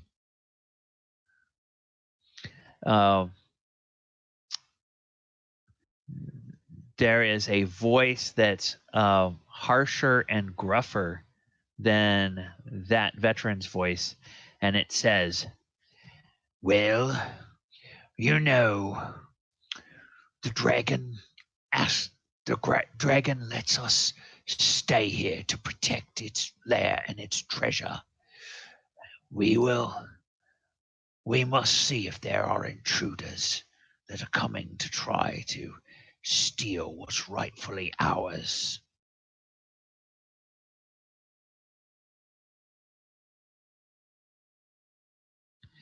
And so this guy ducks back in and closes the door. And Dorzaphir, what would you like to do? I cast message and I whisper to Abinadom because he's in the middle of the group right there, and I say, "Abinadom, there's probably." Did I hear two voices? I know Finn heard the one. Did I hear the other one in the back of the room? Yeah, you heard at least, both of you heard at least two voices. Because that door on the side where Finn is was open while the voice from inside was talking. There's at least two people in the room in front of me. Do you want me to open the door and just get a surprise on them? Or do you just, we all, I mean, the dragon will know we're here. I mean, they're moving about and talking. We're inside, so what's the dragon could do? Yeah, if you want to back up, I could mage hand open the door. That's fair, and just bum rush them in the hallway. Works for me. Wait. I'm gonna finish. Okay. I'm going to need a decision. I'm going to count down from 5, and at 1, something's going to happen. So The 5. sound is running. Okay, I back up. At this location, from the sound of running, from this location to that location. That sounds fair. Do it. Okay. And I'll simultaneously open the door, Mage Hand. With Mage Hand. And I'll back up. Okay. Dorzaphir, put your token where you want to be. Okay. All right. Okay, that's fair. So before the countdown can get down, you guys have your plan of action. The little hand goes over and opens the door. And what you see inside is you see 4 people clad in splint armor. 2 are humans, 1 is a half orc, and 1 is a tiefling actually. And then you see over here you see someone clad in hide armor and wielding a quarterstaff that has something that looks a little bit like a druidic device at the top of it. And the voices all shout as the door opens and this dwarf strides in. We're under attack! And there goes Gorrim. I guess it's time to fight. And we are actually at time. So I think this would be a perfect place. You said one of them was a half orc? No. Human. Well, yeah. Oh, I'm sorry. I did. Human here, half orc here, tiefling here, and then a human-looking druid here. Gorrim would head straight for the half orc. Okay. Well, then we will go ahead and we will start next session by rolling initiative. And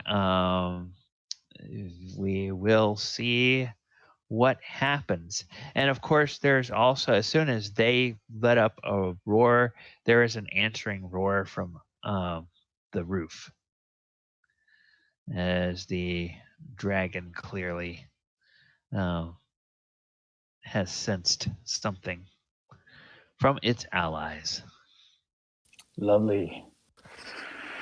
Okay. And so it begins. Okay. Well, hey, thanks a lot, guys, for playing, and thank you, Hyza, as well for playing. And we've had 2 or 3 people on the stream most of the evening, so thank you guys for hanging out with us this evening on the stream. We hope you have enjoyed this session. Next time will be session 20, and it looks like we will have ourselves a big old knockdown drag out fight with the dragon and its allies here at the dragon's lair. So come and be sure that you pop in at 8 p.m. next Thursday for our session there.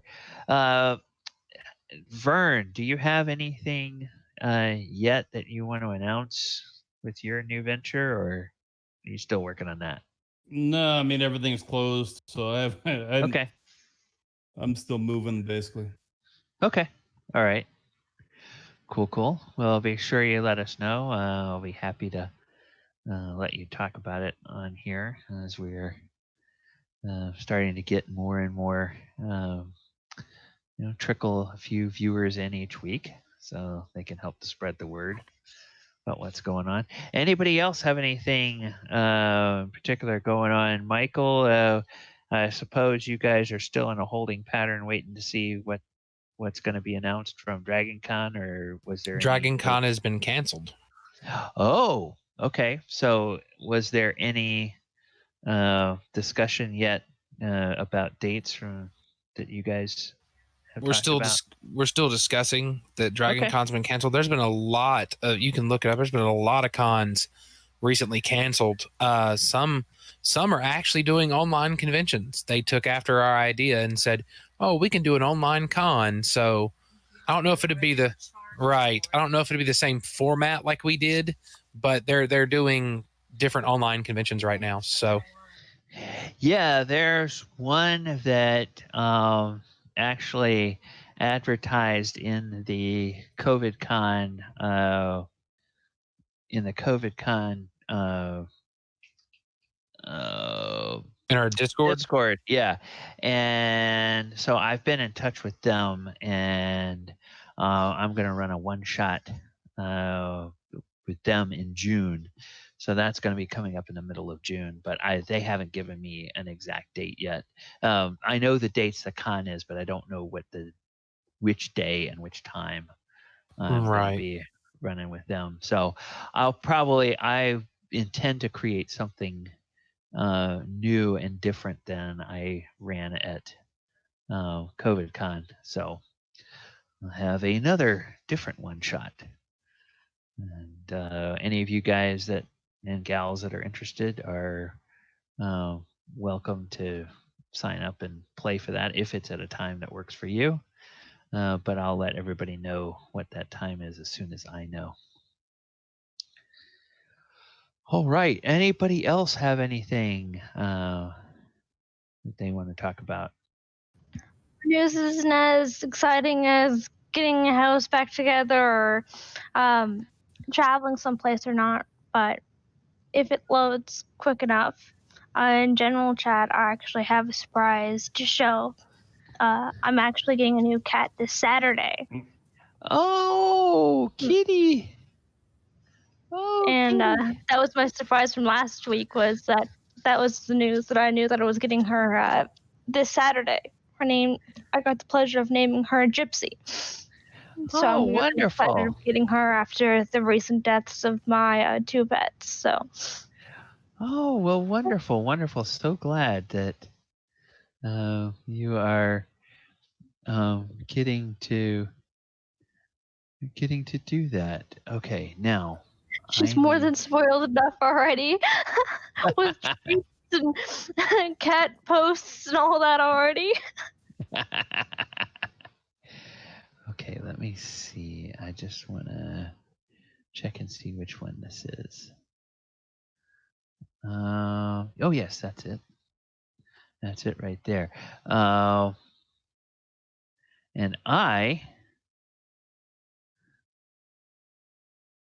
this is the tea that I have been drinking tonight that will load up.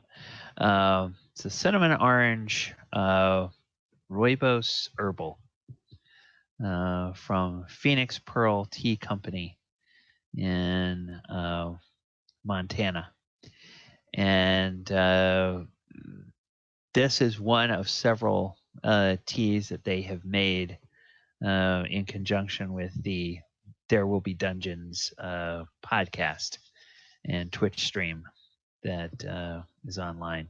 And that grew out of an old World of Warcraft guild that I was in many years ago. And the guy who founded that guild has gone on to create, he actually now makes his living as a podcaster. And he does probably about 15 different podcasts every week. And every couple of years, he has a big get together out in Salt Lake City where he lives. And he rents out we all rent out the Alta ski resort, or Snowbird ski resort in the little town of Alta. And so there's about 500 or 600 geeks and nerds from all persuasions of computer gaming that descend on that place for a long weekend. And so it's kind of interesting that now they have a group of teas named after them, which is probably unique among D&D podcasts. Yeah, I used to go to Snowbird a few times when I was younger. Mm-hmm. It's beautiful up there. I love that place. Yeah, it's nice. All right. Well, stream, I'm going to go ahead and say goodnight to you guys. And thank you again for hanging out with us.